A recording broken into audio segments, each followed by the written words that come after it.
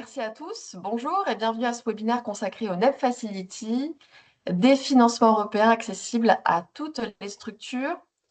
Je suis Laura Rouffignac, coordinatrice du pôle bâti existant d'Envirobat Occitanie et coordinatrice de la communauté NEB en Occitanie avec la région Occitanie. Donc, si nous avons choisi d'aborder ce sujet aujourd'hui, c'est parce que les dispositifs des financements européens sont souvent perçus comme complexes ou réservés à certaines organisations. Et à travers ce webinaire, notre objectif est de les rendre plus lisibles, de déconstruire certaines idées reçues et de vous apporter des repères concrets pour identifier les opportunités du coup, qui peuvent correspondre à vos projets. Donc que vous soyez collectivité, association, entreprise, établissement d'enseignement, de recherche, et encore, voilà, la liste est non exhaustive. Donc nous espérons vous donner donc, toutes les clés nécessaires pour voilà, envisager sereinement une candidature et vous lancer du coup dans la démarche. Voilà, donc en introduction, je serai du coup l'animatrice de ce webinaire.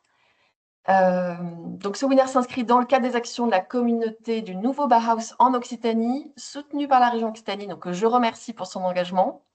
Et du coup, porteuse d'une ambition forte et qui converge avec les objectifs du NEB, la région Occitanie, du coup, a créé son plan Habitat durable Occitanie qui vise à créer des logements durables, accessibles et de qualité en rénovant le parc existant et en soutenant la construction écologique et en mobilisant tous les acteurs de la chaîne de valeur. Et donc, dans cette dynamique, Envirobat et la région Occitanie portent depuis 2025 la première communauté NEB. Donc, c'est ce que vous voyez à l'écran. Nous avons même organisé un événement de lancement fin 2025. Donc, la région est officiellement reconnue NEB Local Chapter, donc qui est le nom officiel, reconnu donc officiellement par la Commission européenne. Donc, c'est un véritable réseau d'acteurs et de professionnels engagés.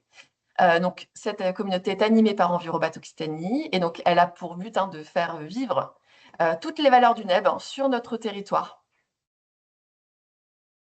Et donc, lancée sous l'égide du coup du Pacte vert, la Commission européenne du coup lance cette initiative du nouveau Bauhaus européen, donc qui propose du coup de repenser nos cadres de vie en conciliant du coup 3 dimensions essentielles: la transition écologique, la qualité esthétique et l'inclusion sociale.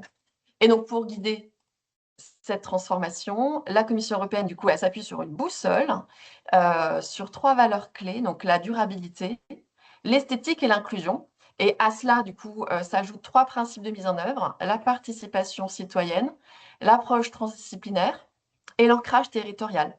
Voilà, et donc, en d'autres termes, le nouveau Bauhaus européen cherche à créer des passerelles entre les mondes de la culture, de la technique, du social et de l'environnement, voilà, afin d'imaginer collectivement du coup des lieux de vie plus désirables, plus durables, inclusifs et adaptés au changement climatique. Voilà, et donc pour passer à l'action, l'Union européenne, elle s'appuie sur le NEP Facility. Donc c'est un instrument de financement destiné à soutenir, expérimenter, accélérer la mise en œuvre concrète des projets inspirés par les valeurs du NEB. Donc, sans plus attendre, au programme de ce webinaire, du coup, une première partie dédiée à un éclairage sur les opportunités de financement, donc offertes par les programmes Horizon Europe, LIFE, et avec un focus sur leur fonctionnement et les bonnes pratiques pour monter ou intégrer un consortium de projets. Et puis ensuite, une deuxième partie avec les témoignages du coup de 2 entreprises privées ayant franchi le pas, donc aujourd'hui lauréates de plusieurs projets européens. Donc, ils viendront partager leur expérience de terrain et leurs conseils. Donc, l'entreprise Ressort, qui est une entreprise française à mission, qui est spécialisée donc dans la transition écologique de l'habitat, donc Sébastien Delpont vous en parlera juste après. Et ensuite, Eurovertice, donc une entreprise espagnole spécialisée également dans les projets européens en matière d'urbanisme et de bâtiments durables. Et du coup, pour vous en parler, nous avons le plaisir d'accueillir Margot Buridan, donc membre du point de contact national NEB, donc au sein du ministère de l'Enseignement supérieur et de la Recherche. Sébastien Delpont, cofondateur et président directeur d'Energy Sprong de l'entreprise Ressort. Et puis Concelo Garcia, chef de projet et responsable du département de la coopération européenne de Rovertis Consultores, donc, qui est basée dans la région de Murcie, en Espagne, et qui est également coordinatrice du NEB Local Chapter de la région de Murcie en Espagne et qui nous fait le plaisir voilà, d'être présente depuis l'Espagne. Et pour démarrer, Margot, je t'invite du coup à prendre la main pour présenter cette première partie. Alors, hop, je reprends le contrôle. Normalement, Euh, c'est bon. Vous voyez bien, il y a tout se Tout va diffuse bien. correctement. Super. Donc, bonjour à toutes et à tous. Merci encore, Laura, pour ton invitation.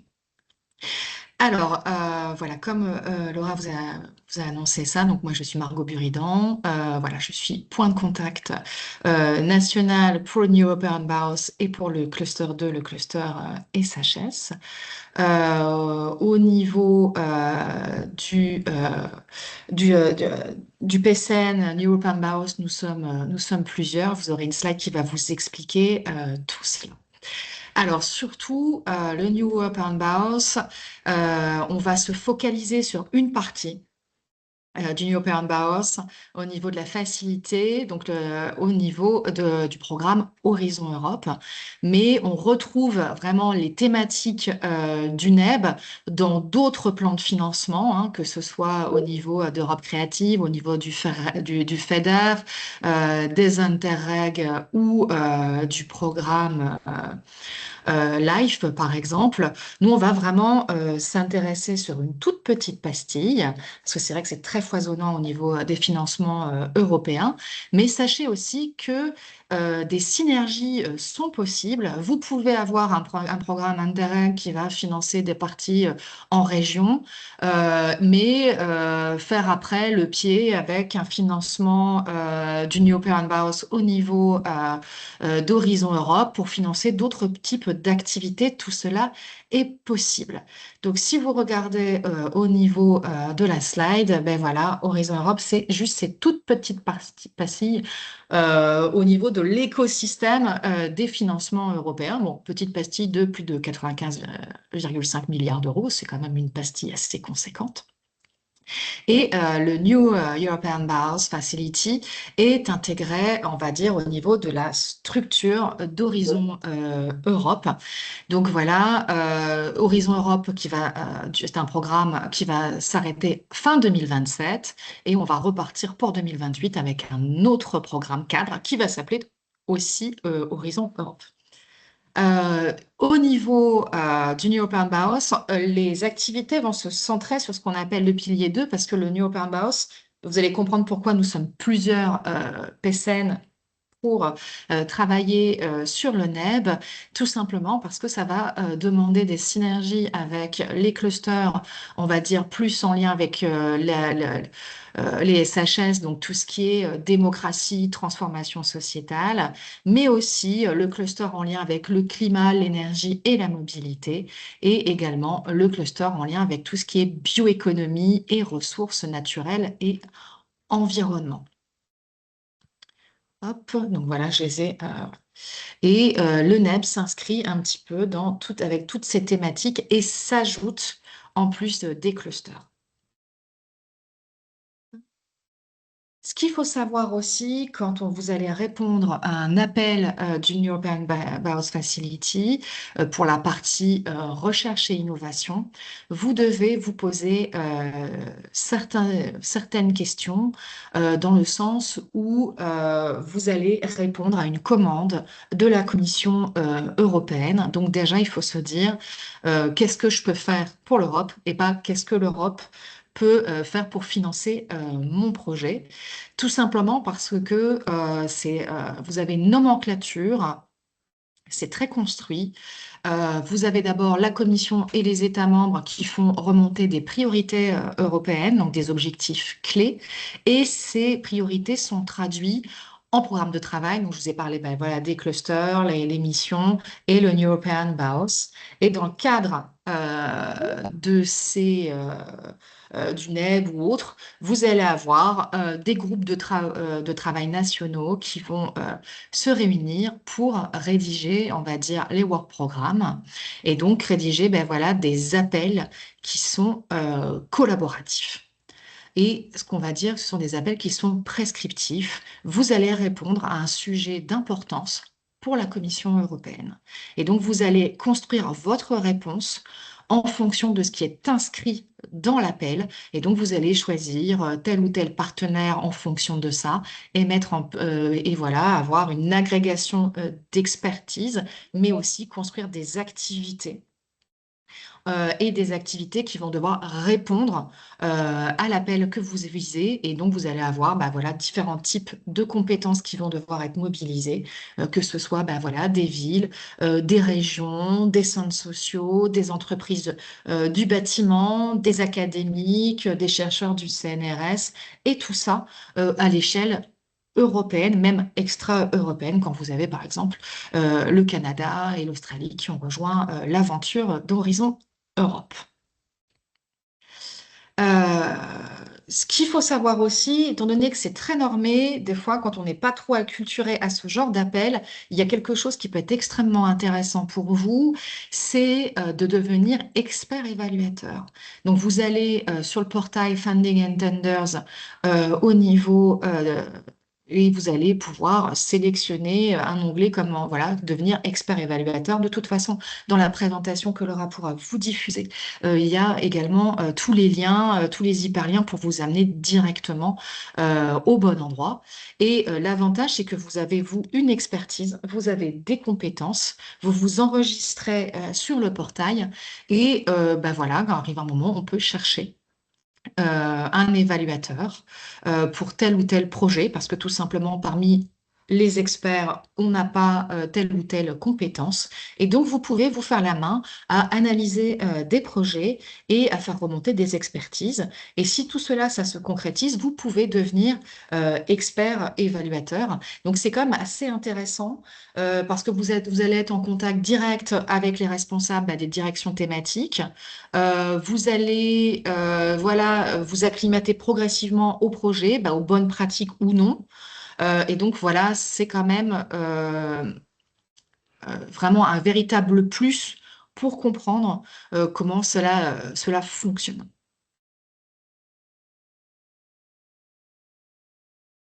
Alors, c'est vrai que vous avez vu le New Open Borders Facility, le New Open Borders en sens large, c'est quand même très très vaste. Comme vous l'a dit Laura, c'est fait pour incarner le Green Deal, le fameux pacte vert. Et depuis 2025, il a été décidé de créer voilà, cette facilité autour du New Open Borders afin de faciliter la compréhension du concept et surtout de retrouver plus facilement, on va dire, les subventions et les actions qui vous concernent le plus.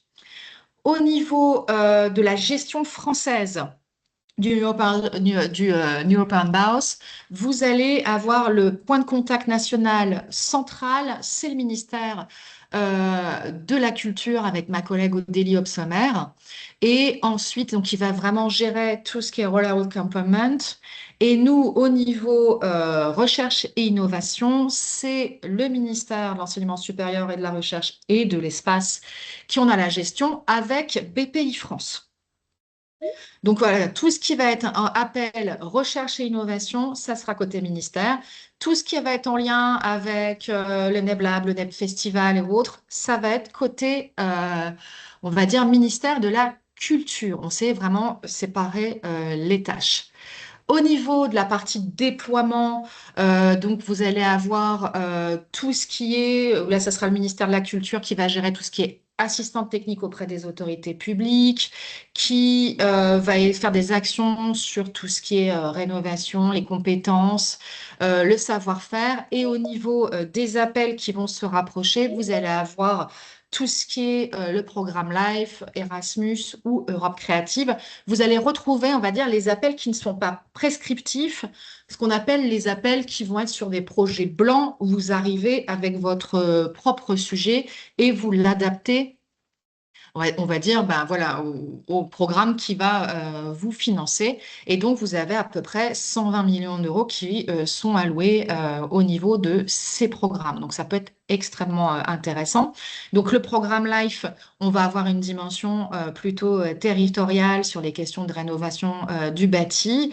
Au niveau d'Erasmus, Erasmus+, on va être sur des questions de mobilité, mais pas essentiellement de la mobilité étudiante. On a tendance souvent à rester que là-dessus. Et en fait, non, vous allez avoir les entreprises qui sont totalement éligibles, les missions locales.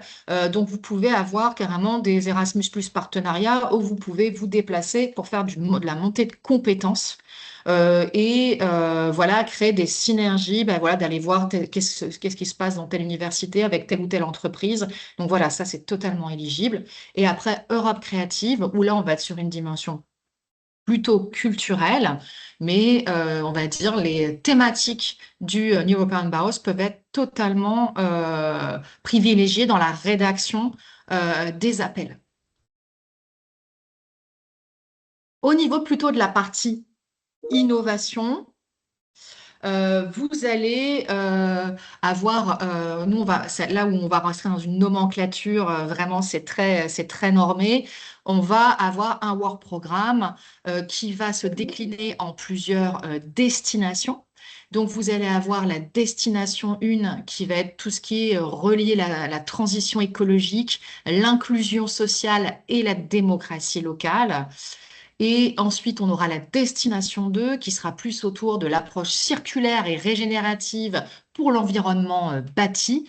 Et ensuite, la destination 3, tout ce qui sera en lien vraiment avec les financements innovants et nouveaux modèles économiques. Donc, on va vraiment vous demander de faire des business plans pour la transformation des quartiers. Ce qu'il faut savoir aussi, ce qui peut être très intéressant également pour vous, vous savez, au niveau de l'écosystème des points de contact nationaux, on a tendance à vouloir se regrouper avec nos homologues européens. Et pour cela, souvent, on est financé, hein, on répond à un appel à projet de la Commission. Et donc, pour le New European Mouse Facility, on a voilà, le réseau Net for All. Donc, vous pouvez voilà, aller sur le site. Et surtout, moi, je vous recommande de cliquer, voilà, quand vous aurez les slides, d'aller voir le NEP Facility Matchmaking de 2026. Ce qu'il faut savoir, c'est que ces réseaux de PCN, on organise souvent des événements de réseautage qu'on appelle les brokerage events.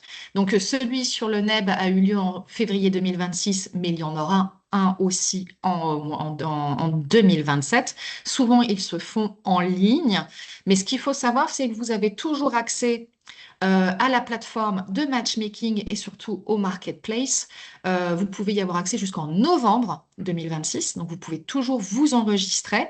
Là où c'est intéressant, c'est si vous allez au niveau du marketplace, vous allez voir quelles sont les institutions ou les entreprises ou les associations qui sont intéressées par tel ou tel appel. Donc ça peut vous permettre de les contacter et de faire des moments de réseautage.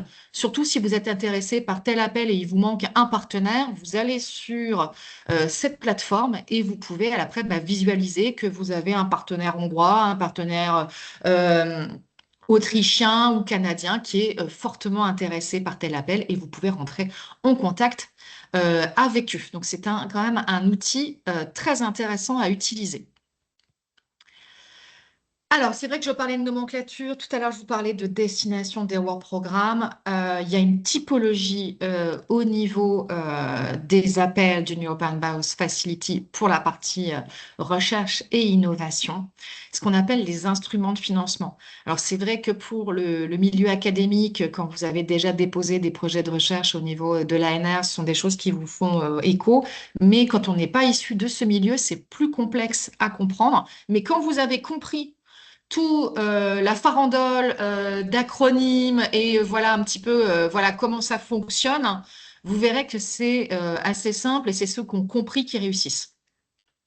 Alors, au niveau voilà, de ces projets collaboratifs, globalement, au niveau du New Urban Biosphere Facility, on va être sur les deux premiers.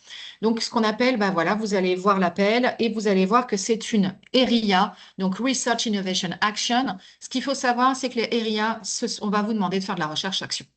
Donc, qu'est-ce que c'est? On va vous demander d'établir des nouvelles connaissances, d'explorer une faisabilité technologique, ou un procédé. Par exemple, on va vous demander d'explorer la question comment on pourrait améliorer l'expérience des habitants au sein des quartiers, améliorer leur santé, leur bien-être.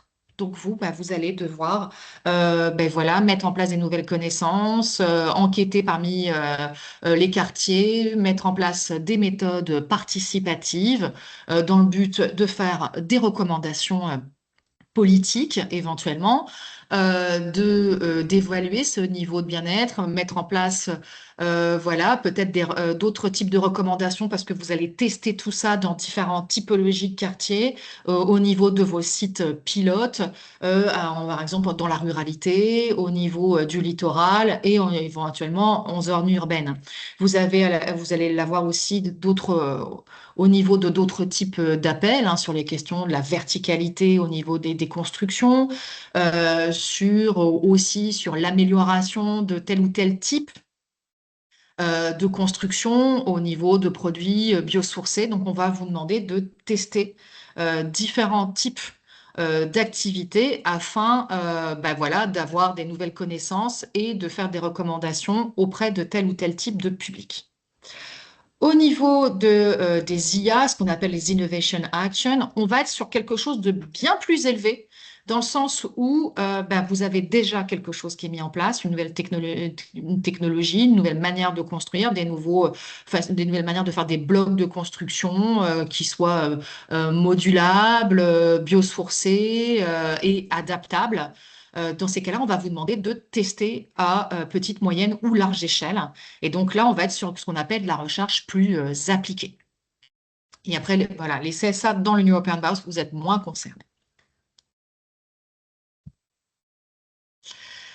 Toujours sur cette question de nomenclature, c'est voilà, comment candidater? Est-ce que vous avez vu le work programme? Éventuellement, vous allez sur le site des PSN du ministère, vous voyez par exemple les guides, vous assistez à nos replays de webinaires, voilà, vous avez des appels qui vous intéressent.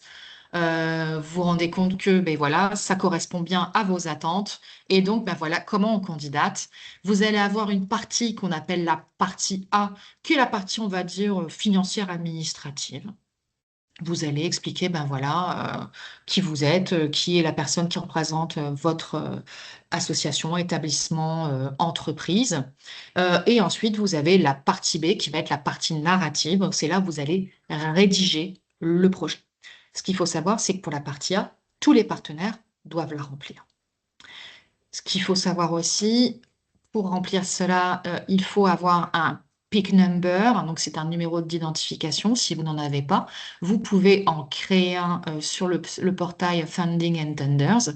Ne le faites pas à la dernière minute. Parce que c'est assez rapide, mais ça peut prendre un petit peu de temps.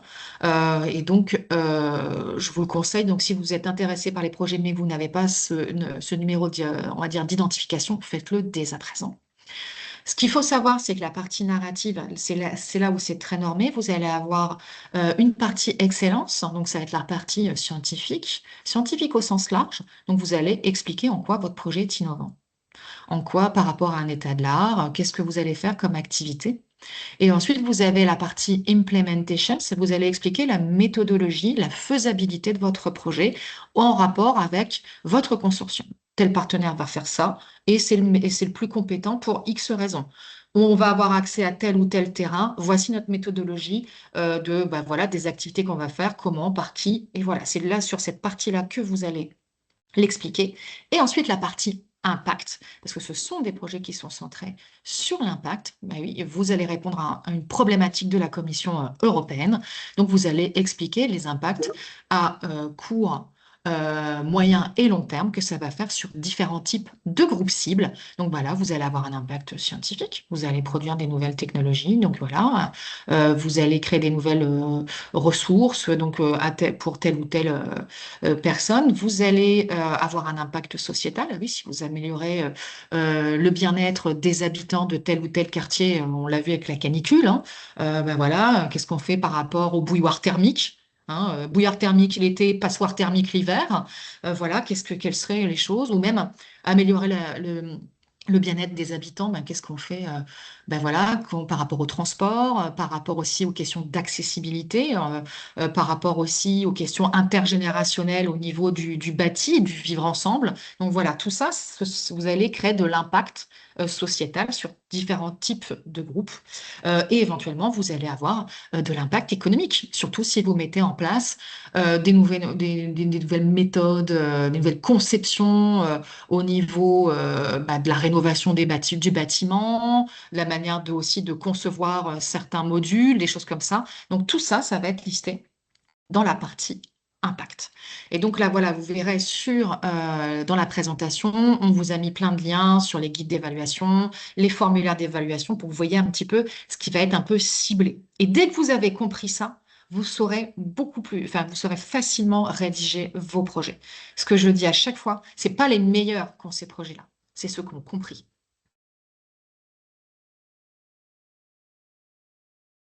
Je vous mets aussi plein de ressources utiles, notamment, bah voilà, vous aurez le lien vers le portail. Je remercie Laura de l'avoir mis aussi dans le chat. Vous allez avoir aussi toutes les ressources juridiques et financières que mettent en place mes collègues du PCN juridique et financier, la FAQ, le portail européen et aussi la base Cordis. Je vous recommande cette base, c'est la base de données de tous les projets européens financés par le programme CAN. Donc là, il y avait Horizon Europe, vous aviez Horizon 2020, etc., etc. Ça peut être très utile, ça fonctionne par mots-clés. Et donc, vous pouvez voir les projets qui ont été financés sur tel ou tel mot-clé.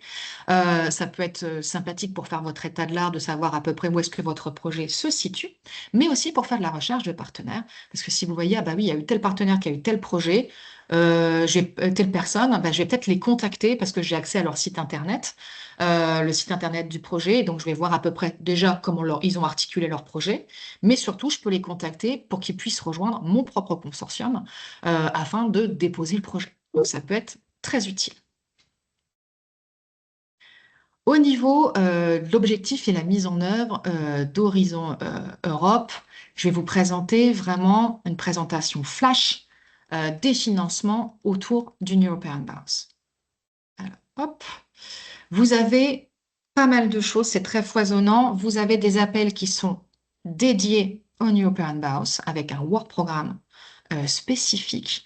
Vous allez avoir aussi des appels qui vont être au sein des missions. Alors ça, je pense souvent, vous aviez tout ce qui est mission ville et autres. Vous avez des villes qui ont été labellisées. Donc vous avez pas mal d'appels au niveau des missions villes et aussi de la mission climat. Mais vous allez aussi retrouver aussi des appels au sein des autres clusters, santé, bio-environnement, mobilité, le cluster SHS et le cluster énergie. Et vous allez voir que vous allez avoir accès à un écosystème assez sympathique pour trouver différents types d'appels qui pourraient vous intéresser. D'ailleurs, je les ai listés. Par exemple, au niveau des missions, au niveau de la mission ville, vous allez avoir tout ce qui est des grandes thématiques sur tout ce qui est système énergétique, urbain, mobilité durable, logistique, urbaine. Donc là, c'est vraiment, voilà, souvent, ça va être les villes qui vont être porteuses avec des académiques, avec des entreprises et autres. Ça peut être extrêmement intéressant aussi pour vous. Vous allez avoir par exemple l'appel sur les Hydrogen Cities, tout ce qui est aussi rendre les villes plus inclusives et résilientes par rapport à au changement climatique. Donc ça, voilà, ce sont des thématiques qui font vraiment écho avec ce qu'on vit à l'heure actuelle. Et après, vous allez avoir aussi des financements plus au niveau climat, avec la mission climat, avec tout ce qui est en lien avec des thématiques sur la résilience climatique, les questions de coopération transfrontalière. Donc, ça peut être aussi utile parce que vous êtes pas loin de, voilà, pour certains de l'Espagne, donc il y a des choses aussi à faire. Et aussi, ben, voilà, l'intégration de l'intelligence artificielle afin d'aider, par exemple, sur certains modèles prédictifs et surtout une intelligence artificielle, on va dire, souveraine.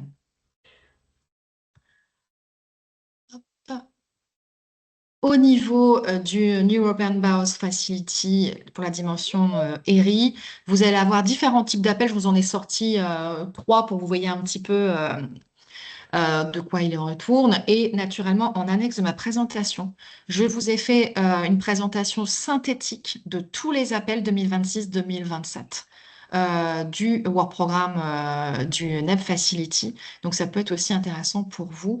Voilà, donc c'est synthétique, c'est traduit en français. Donc, en très peu de temps, vous pouvez voir si l'appel ou pas vous convient. Alors, au niveau des exemples d'appels, on va avoir un appel, bah voilà, pour 2026, hein, comprendre l'expérience des habitants dans les quartiers pour favoriser leur santé et leur bien-être. Ensuite, on peut avoir donc ça sera un appel qui sera dans la destination 1. Au niveau de la destination 2, on va être, par exemple, faire progresser des solutions durables de maintenance et de réparation pour des bâtiments existants. Donc, bah voilà, qu'est-ce que vous allez pouvoir tester comme solution pour réparer? Est-ce que vous allez mettre en place des outils prédictifs en disant, bah voilà, pour garder cette maintenance, qu'est-ce qui va pouvoir nous permettre de nous dire, bah voilà, là, c'est le moment de le faire ou autre sur des bâtiments existants? Et aussi un autre appel sur tout ce qui est à nouvelles approches pour réutiliser des espaces vacants, obsolètes ou sous-utilisés. Pourquoi ces espaces sont vacants? Pourquoi on a laissé des tel ou tel espace devenir obsolète? Pourquoi aussi on a des espaces qui sont sous-utilisés? Donc on va vous demander d'identifier pourquoi il y a de la vacance. On va vous demander de faire des choix. Pourquoi rénover tel ou tel type d'espace? Pourquoi réutiliser cela et pas d'autres? Donc on va vous demander de développer toute cette stratégie et de mettre en place aussi des modèles prédictifs. Donc ça peut être extrêmement intéressant pour différents types d'acteurs. Au niveau du pilier des clusters là, que tout à l'heure je vous précisais, vous allez avoir aussi des appels qui peuvent être extrêmement intéressants et qui restent aussi dans les thématiques, on va dire, du New Open House. Par exemple, sur le cluster 5, dans tout ce qui est mobilité urbaine et infrastructure, on va avoir vraiment un appel sur la question de la mobilité pour tous, pour qu'elle soit accessible, avec plusieurs types de transports qui soient inclusifs, avec la dimension, que ce soit aussi à la fois urbain, mais connecté au niveau de la ruralité. Et on va vous demander d'avoir une implication vraiment sociétale en tant que telle, avec l'implication de collègues en sciences humaines et sociales. Au niveau de la thématique bio-environnement, on va, vous allez avoir des questions plus sur tout ce qui est tout ce qui est circular cities, les régions, afin de renforcer tout ce qui est pour aller vers des industries plus propres.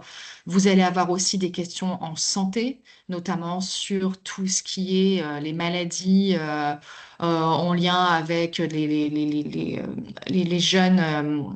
En lien avec les jeunes, sur tout ce qui est les maladies non communicables, mais qui sont liées aussi à des questions d'environnement, donc d'environnement aussi urbain, et donc on va vous demander de faire des interventions au sein même de sites pilotes dans tel ou tel type de municipalité.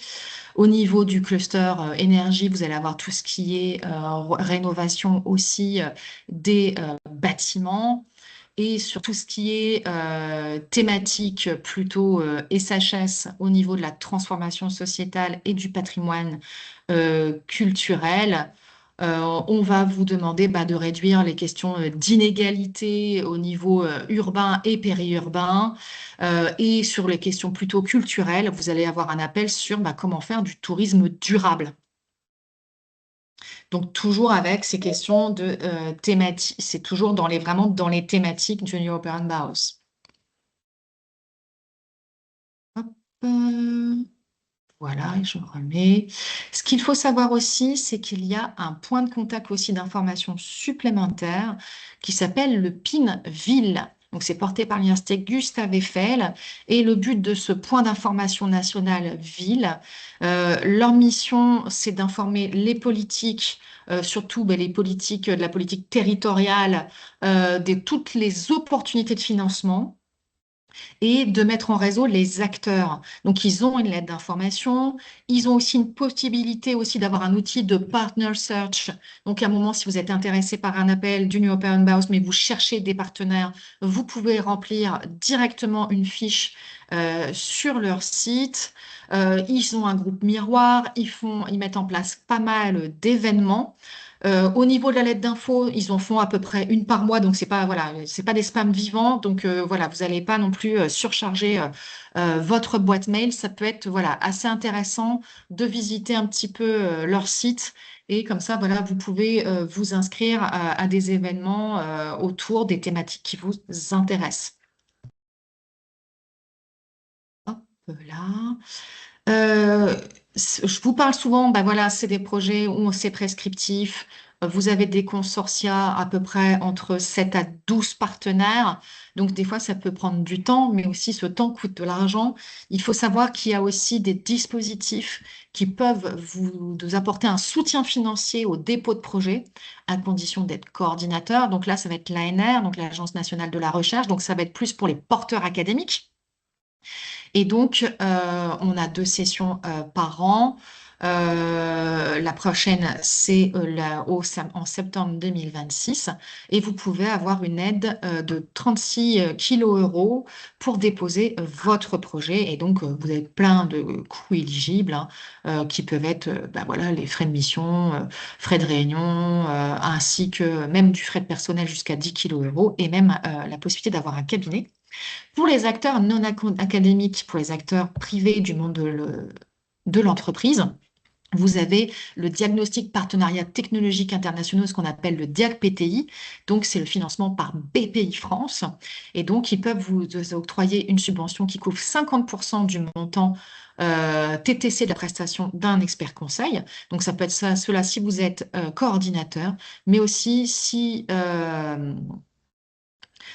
voilà, vous êtes chef de file, mais sur un work package spécifique, vous avez aussi une possibilité d'être soutenu également par BPI France. Et donc, à chaque fois, je vous ai mis tous les liens qui vous amènent directement vers le dispositif. Hop, voilà. Et là, ben voilà, j'en ai fini. Et là, c'est juste pour vous faire une petite synthèse du guide enfin, de tous les appels qui vont arriver à la suite en annexe de ma présentation. Vous allez voir, on va vous mettre le code de l'appel au début. Ensuite, la deadline et si c'est une IA ou une RIA. On va vous mettre le budget par appel. Combien, voilà, on va prendre, voilà, qu'est-ce que la commission vous recommande comme budget pour votre projet. Donc là, par exemple, si on est sur un budget global de 12 millions et qu'on voilà, on vous propose un budget de 6 millions par projet, vous voyez à peu près combien de projets on prendra. Et éventuellement, bah voilà, si vous voyez le petit sigle LS, c'est pour le lump sum. Les TRL, bah, c'est l'échelle technologie readiness level, donc c'est le niveau de maturité technologique. Et si vous voyez par exemple le petit onglet FSTP, c'est pour mettre en place du cascade funding. Et donc après, vous allez voir, voilà, tous les appels seront listés, voilà, de manière très synthétique. Avec, voilà, je vous montre comment avec, voilà, ça va être ce genre de petite synthèse que vous allez voir par appel afin que vous puissiez vous préparer à déposer. Donc voilà, j'en ai fini pour ma présentation. Et si vous avez des questions, n'hésitez pas. Merci beaucoup, Margot, pour cet éclairage. Est-ce que vous avez des questions? Ah, je passe effectivement parce qu'il y a énormément d'appels, hein. Donc, Voilà, c'est oui. intéressant pour vous d'aller effectivement tous les lire, les analyser. Voilà, moi, ce que je vous recommande, c'est vous regardez la fiche synthétique, vous voyez si ça vous correspond, et après, lisez l'appel dans son intégralité, parce que vous allez avoir plein de choses que nous, qu'on ne met pas dans les fiches synthétiques, sinon ce ne seraient pas des fiches synthétiques, et notamment tout ce qui est un petit peu littérature grise, ce qui veut dire, bah voilà, tout ce qui est recommandations, des choses comme ça. Petite chose à savoir, ces appels, c'est un peu construit à la bienveillance anglo-saxonne. Et donc, on va vous recommander d'aller voir voilà, tel lauréat de tel appel. On va vous recommander de lire telle ou telle chose. C'est pas des recommandations, c'est des consignes. On est sur des projets compétitifs. On sélectionnera celui qui a rempli, voilà, qui a coché toutes les cases. Voyez ça comme des listes de courses. Merci, Margot. On a une première question. La mission Oui. LIFE inclut-elle les bidonvilles et les squats? Dans Life, alors ça dépendra de la typologie d'appel, mais et éventuellement si vous êtes sur de la rénovation ou de la mise en place, par exemple, de nouveaux types de bâtiments qui peuvent être modulaires afin d'héberger une partie de population, oui. Et Merci. vous Deuxième aviez question. aussi Oui, un appel en 2026 vous aviez sur ces questions aussi, sur le NEB. ça marche. Deuxième question. Donc, nous sommes mi-2026, plutôt en fin de programmation, et les délais de candidature et de réponse sont longs. A-t-on de la visibilité sur la prochaine programmation 2028-2000, point d'interrogation, concernant les objectifs, les actions attendues, les enveloppes financières et de grandes évolutions en perspective ou plutôt stabilité?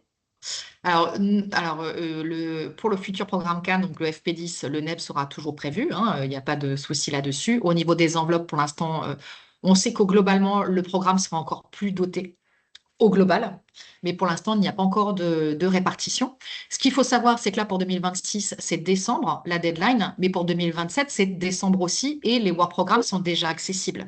Donc, globalement, si vous êtes intéressé par un appel de 2027, commencez déjà le travail de chercher, ben voilà, éventuellement des partenaires. Moi, c'est vrai que je recommande souvent 6 mois pour déposer un projet. Bon, on a déjà vu des projets se déposer en 3 mois, souvent avec des gens qui ont des fois l'habitude. Mais si vous avez le luxe d'avoir un an, prenez-le. Merci. Bonjour. Si on est une association, comment on peut se faire aider pour construire notre demande? Alors ça, c'est quelque chose qu'on a fait remonter, notamment auprès de plusieurs ministères. Tout simplement parce que c'est vrai que BPI peut aider les entreprises, l'ANR peut aider les académiques, mais quid des associations?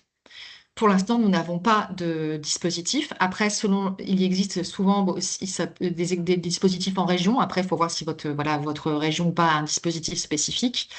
Nous, ce qu'on peut aussi faire au niveau des PCN, souvent on fait ça, on va vous accompagner, au moins, voilà, on peut vous coacher pour le dépôt. Après, malheureusement, on ne pourra pas se substituer à un cabinet ou un service de montage, mais au moins on peut vous aider aussi, ne serait-ce que lors de premiers rendez-vous, à voir si c'est le bon guichet, si votre projet va dans le bon sens, on va dire. Et là, voilà, on peut vous aider. On se rend compte que oui, effectivement, il y a un manque au niveau pour aider les associations.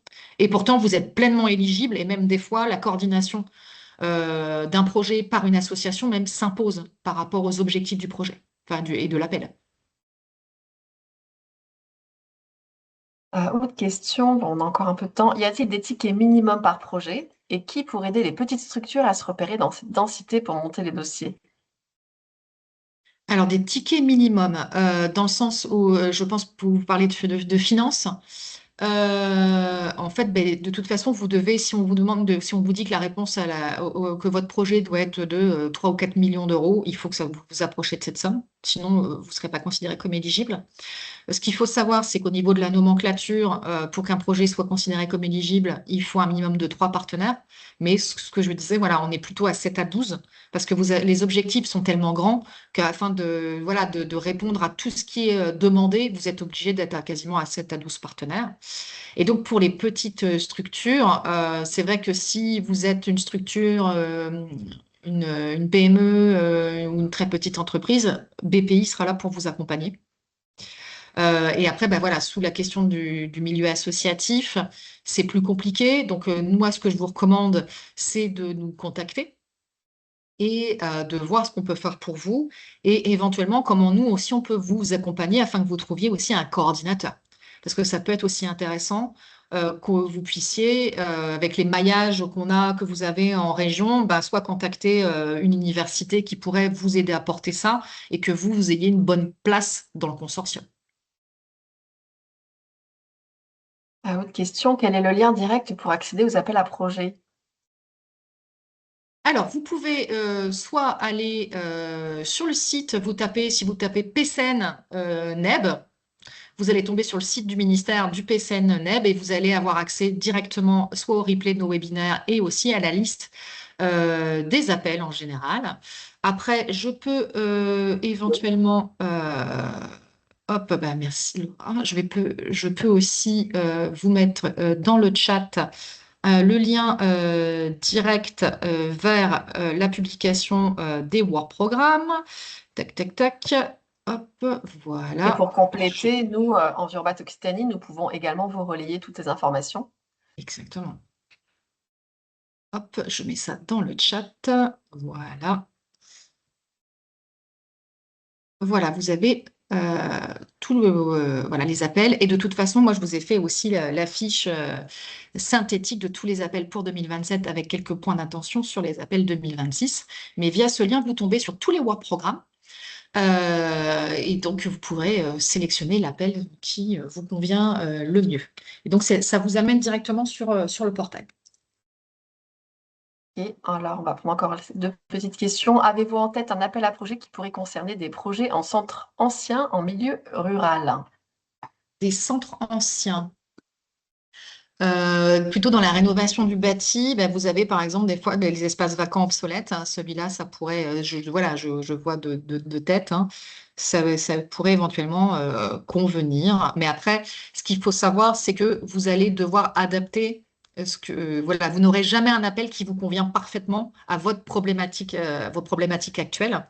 Mais vous pouvez éventuellement trouver un appel et à un moment vous dites, ben voilà, moi j'ai un site pilote qui correspond à une partie de ce qui est demandé dans l'appel. Et donc là, vous pouvez éventuellement construire une réponse autour de ça ou sinon faire appel à votre réseau pour que vous puissiez vous intégrer dans un consortium qui se monte sur cet appel et vous arriver en tant que Work Package Leader ou tout simplement, on va dire, responsable du pilote avec votre bâti qui est concerné comme pilote, en fait, comme modèle. Voilà, et la dernière question, c'est un peu la même chose avec une attente sur les projets de châteaux privés d'activités événementielles. J'imagine que ta réponse est un peu la même, hein. Oui, alors surtout, en plus là, j'ai pas vraiment quelque chose là-dessus, clairement, sur les questions d'événementiel, ni rien. Là, j'aurais du mal à vous trouver quelque chose, clairement. En tout cas, consultez toute la liste voilà, qu'on vous transmettra. Vous verrez, c'est très clair. Et voilà, chaque slide, c'est un sujet, une thématique. Et si vous avez un Merci. doute, ben, vous nous contactez. Et ça sera, voilà, on sera ravis de vous répondre et de faire une courte visio, histoire voilà, de vous aider à trouver le bon guichet. Nous vous transmettrons les coordonnées de Margot.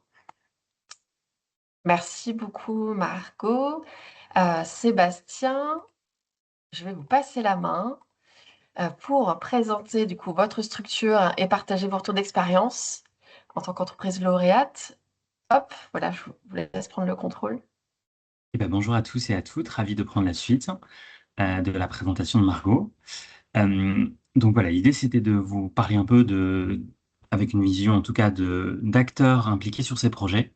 Donc voilà, on a chez Ressort, puisqu'effectivement on est acteur de différents projets de coopération européenne, processus dans lequel on est arrivé en passant par le chemin posé par Margot. C'est quoi notre métier? Donc, on est une entreprise sociale et solidaire chez Ressort et notre raison d'être, c'est d'incuber des projets de coopération.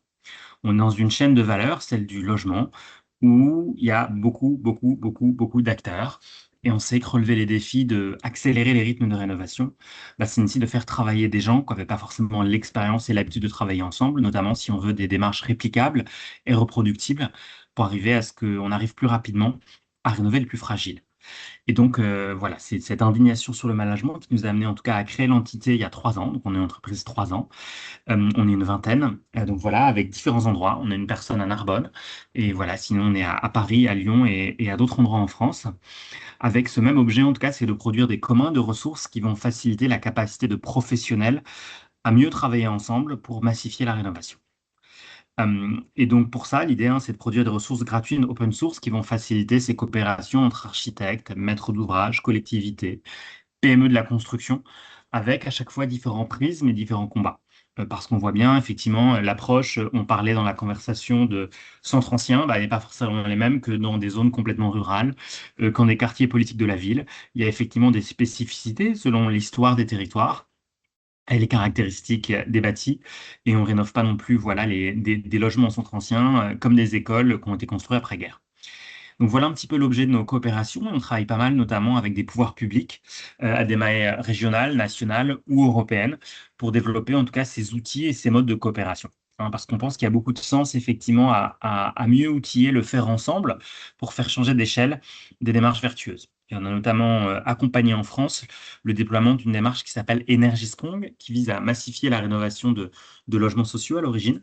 Mais de plus en plus, notre curiosité, c'est comment ce qu'on a commencé en logement social, hein, et il y a eu d'ailleurs des opérations en Occitanie, peut effectivement prendre un élan nouveau en s'en inspirant et l'adaptant à des nouveaux contextes. Donc nous, on joue ce rôle un peu particulier de facilitateur, être là aux confins et réfléchir effectivement quels sont les besoins entre les acteurs de la demande, des maîtres d'ouvrage, qui peuvent être des maîtres d'ouvrage en logement social, en copropriété, pour des bâtiments éducatifs de collectivités, les acteurs de l'offre, voilà, quand on parle d'architectes, de bureaux d'études, d'industriels, d'entreprises travaux. Et puis comment on fait du lien effectivement avec d'autres facilitateurs de la filière, les banques, les assurances et bien sûr les pouvoirs publics dans leur dimension locale ou nationale. Et un petit peu, c'est ce qu'on a vocation à faire avec cette posture clairement d'intérêt général, d'où ce statut en tout cas de ESUS, rattaché à l'économie sociale et solidaire, pour qu'effectivement tout ce qu'on développe comme ressources soit à disposition du plus grand nombre demain, pour faciliter cette capacité d'acteurs à faire ensemble. Donc on a monté différents projets. Il y en a un projet qui s'appelle Circular Reno, comment en tout cas on trouve des meilleurs débouchés pour les filières agricoles pour isoler avec des matériaux agrosourcés. On sait qu'effectivement les évolutions de la réglementation dans la construction neuve laissent une place nouvelle à de plus en plus de matériaux agrosourcés. Ben, on pense qu'effectivement, c'est aussi intéressant de mieux préparer le terrain à ce qu'on isole en chanvre, qu'on isole en lin, qu'on isole en paille, qu'on isole en paille de riz. Enfin, il y a plein de matériaux dont on sait qu'on a les capacités techniques à faire. Maintenant, on a envie que la perception ne soit pas que ce soit juste pour des bâtiments, des œuvres d'art, ou effectivement des maîtres d'ouvrage aux capacités financières très, très élevées, mais qu'on puisse de façon un peu commune, à des prix abordables, faciliter les déploiements de cette filière. Donc, ça veut dire comment on fait coopérer des coopératives agricoles qui peuvent produire ces solutions, des industriels de la transformation, la prise en main par des maîtrises d'œuvre et des entreprises travaux. Parce que voilà, installer de l'isolation en paille, c'est pas comme de la laine de verre. Il y a des apprentissages, des besoins à faire quand on est une PME chantier, hein, jusqu'à un appétit créé chez les maîtres d'ouvrage. On a un autre projet, c'est tirer des leçons de premiers projets où on utilise leur site, hein, pour arriver à faire des travaux beaucoup plus rapides, parce qu'on voit bien qu'aussi on a un problème de rythme de rénovation, on rénove pas assez, hein, et peut-on se permettre d'attendre 120 ans pour résoudre le problème de précarité énergétique dans notre pays? On ne le croit pas. Donc soit on arrive à attirer 4 fois plus de professionnels dans la filière, à titre personnel, je le souhaite, mais ça risque de prendre un petit peu de temps pour les former et les faire monter en compétences. Il y a aussi une approche, c'est d'avoir des solutions 4 fois plus rapides à installer. Et c'est en ça que les solutions hors site sont intéressantes. Et donc, documenter quand, comment on peut utiliser des solutions hors site et quel taux de solutions hors site. Voilà, peut-être que je peux facilement installer une façade bois côté cour, mais par contre, côté rue, j'ai pas l'espace. Donc, on va isoler de façon traditionnelle. Il n'y a pas de mal à ça. Hein, mais trouver effectivement voilà, et faire émerger et comprendre quelles formes de bâtis vont pouvoir être rénovées à 20% avec du hors site, à 40%, à 50%, et puis avec en préoccupation bien sûr que ce soit beau et apprécié, hein, dans ces logiques-là. Un autre problème pour l'ADEME, c'est de se dire on a besoin de trouver des nouveaux leviers de financement des rénovations, hein, dans un contexte où malheureusement il y a une contraction des financements publics. Et là, la thèse d'un projet financé par l'ADEME, c'était voilà, dans quelle mesure l'employeur peut dire bah, pour valoriser mes salariés, plutôt que de financer des chèques vacances ou des voitures de fonction, et si je finançais des rénovations de fonction. Et moi, mon geste employeur, c'est d'aider mon salarié dans le financement de son plan de financement pour rénover son chez-soi. Et particulièrement qu'en plus, ce chez-soi peut être un lieu de travail déporté. Et on a envie qu'il soit dans des meilleures conditions de travail. Enfin voilà, en tout cas, c'est des exemples de projets dans lesquels on s'est engagé de façon nationale. Et puis, il se trouve que voilà, on a beau être structure jeune qu'à 3 ans, on était acteur de 8 projets de coopération européenne à ce jour, un Horizon, un Interreg et 6 projets LIFE. Et ça ne s'arrête pas. On a un projet qui va démarrer au mois d'octobre avec l'AREC Occitanie sur un autre projet de coopération européenne. Alors nous, ce qu'on connaît bien et ce qu'on aime bien, c'est la question de la rénovation, hein, et du logement. Mais effectivement, ça a été posé dans le contexte. Il y a plein d'autres opportunités. Mais effectivement, il se trouve que voilà, on a appris à comprendre la valeur de ces projets. On y voit beaucoup de sens. Et notamment, enfin, pour compléter ce qui a pu être posé comme introduction sur ces programmes, on a parfois en France des programmes très intéressants de financement public, mais parfois mono-acteurs. France 2030, c'est que pour les entreprises. Le fonds vert, c'est que pour les collectivités. Il y a des outils, des appels à projets que pour les associations. Et notre intime conviction, c'est qu'il y a des projets, des défis qu'on va relever parce qu'on va s'y mettre avec des acteurs autour de la table d'ADN différents. Et on a besoin d'une association avec un architecte, une collectivité, une start-up et un grand groupe. Et c'est ces acteurs d'ADN différents qui vont réussir à relever le défi commun de, je parlais, peut-être de changer d'échelle dans la diffusion de matériaux agro-sourcés pour mieux rénover les bâtiments. Demain, promouvoir des solutions hors site. On a fait des projets aussi sur des achats groupés à l'échelle de quartier. Comment demain, la rénovation, ça peut aussi, entre voisins, s'organiser pour rénover ensemble. Et peut-être par rapport à la plainte d'arnaque à la rénovation qui ont existé malheureusement, si on le fait entre voisins et qu'on se paye un assistant à maître d'ouvrage à 10 dans le même voisinage, on sera peut-être plus à l'aise pour accompagner ça. Et voilà, simplement, ces démarches, elles peuvent avoir besoin d'outils, de recherche-action, d'expérimenter à petite échelle, d'en tirer les retours d'expérience pour que ceux qui se serviront des ressources qu'on a développées, nourris de nos retours d'expérience, fassent mieux et puissent effectivement éviter de tomber dans des difficultés qu'on a pu observer. Et on trouve que ça a beaucoup de vertus, de valeur d'être acteur de ce type de projet de collaboration. Et en plus, ce qui est intéressant, on trouve, c'est qu'effectivement, un projet 1 peut amener un projet 2, un projet 3, un projet 4. Ce que je veux dire par là, c'est que nous, on a commencé bien sûr par un projet, mais ça nous a amené à connaître des partenaires et parfois on a démarré des démarches dans le logement individuel. Et après, on s'est dit, tiens, ça serait intéressant que dans un prochain appel à projet, on adapte ce qu'on a fait en logement individuel à du logement collectif, où on a commencé des démarches dans des quartiers politiques de la ville et on se dit, ça aurait aussi du sens dans des centres anciens, dans un habitat effectivement différent, qui a des caractéristiques techniques différentes. C'est sûr que rénover des bars de 8 étages construites après-guerre sans considération de protection architecturale du patrimoine, c'est pas la même approche que travailler en centre ancien. Et pourtant, peut-être que dans le faire ensemble, pour avoir des effets de seuil qui vont faire que ça va coûter moins cher pour chacun de s'organiser dans ces démarches, ça peut avoir beaucoup de vertus. Et c'est ce qu'on a pu faire de projet en projet.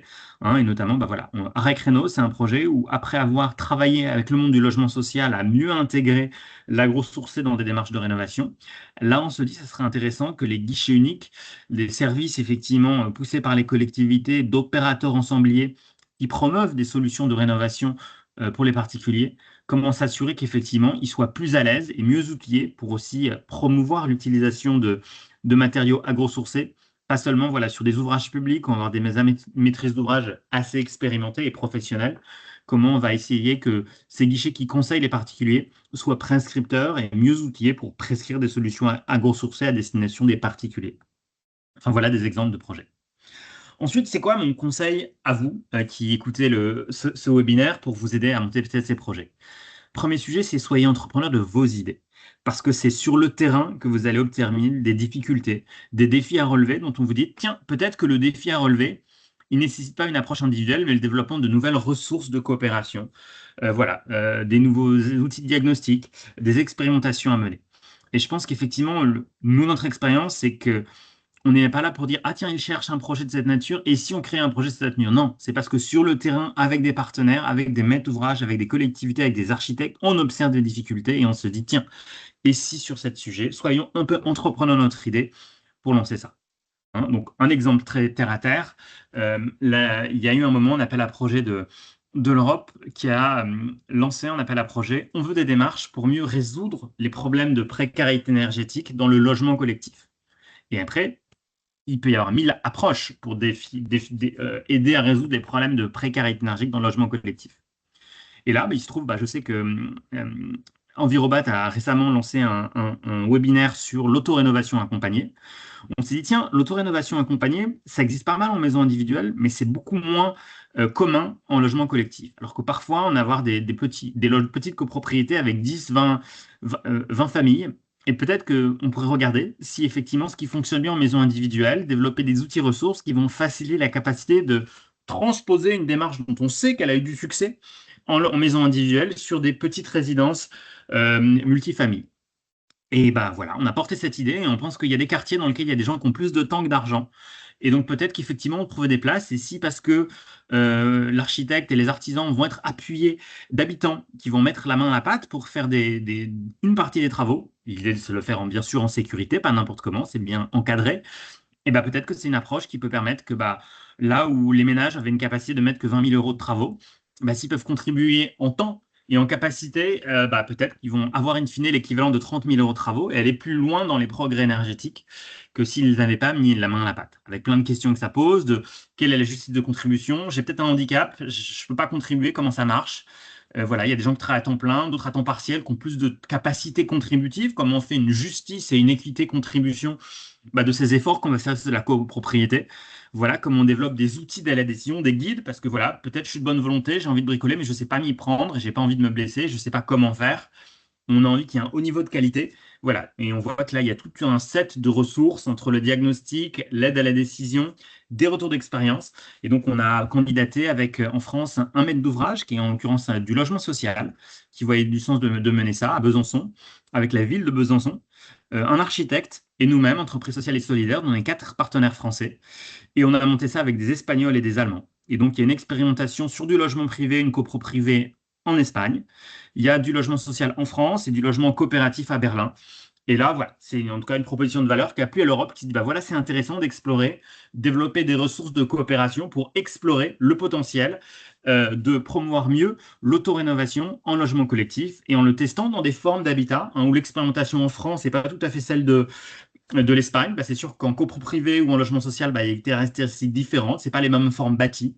Voilà, il y a des enjeux d'adaptation aux chaleurs qui ne sont pas les mêmes à Barcelone, à Besançon et à Berlin. Et voilà ces sujets. Donc, on n'est pas venu en mode genre, vous voulez qu'on vous raconte une histoire sur la précarité, on vous raconte une histoire. Non, on est parti un peu d'un constat de terrain, d'un levier qu'on a envie de tester pour porter ça.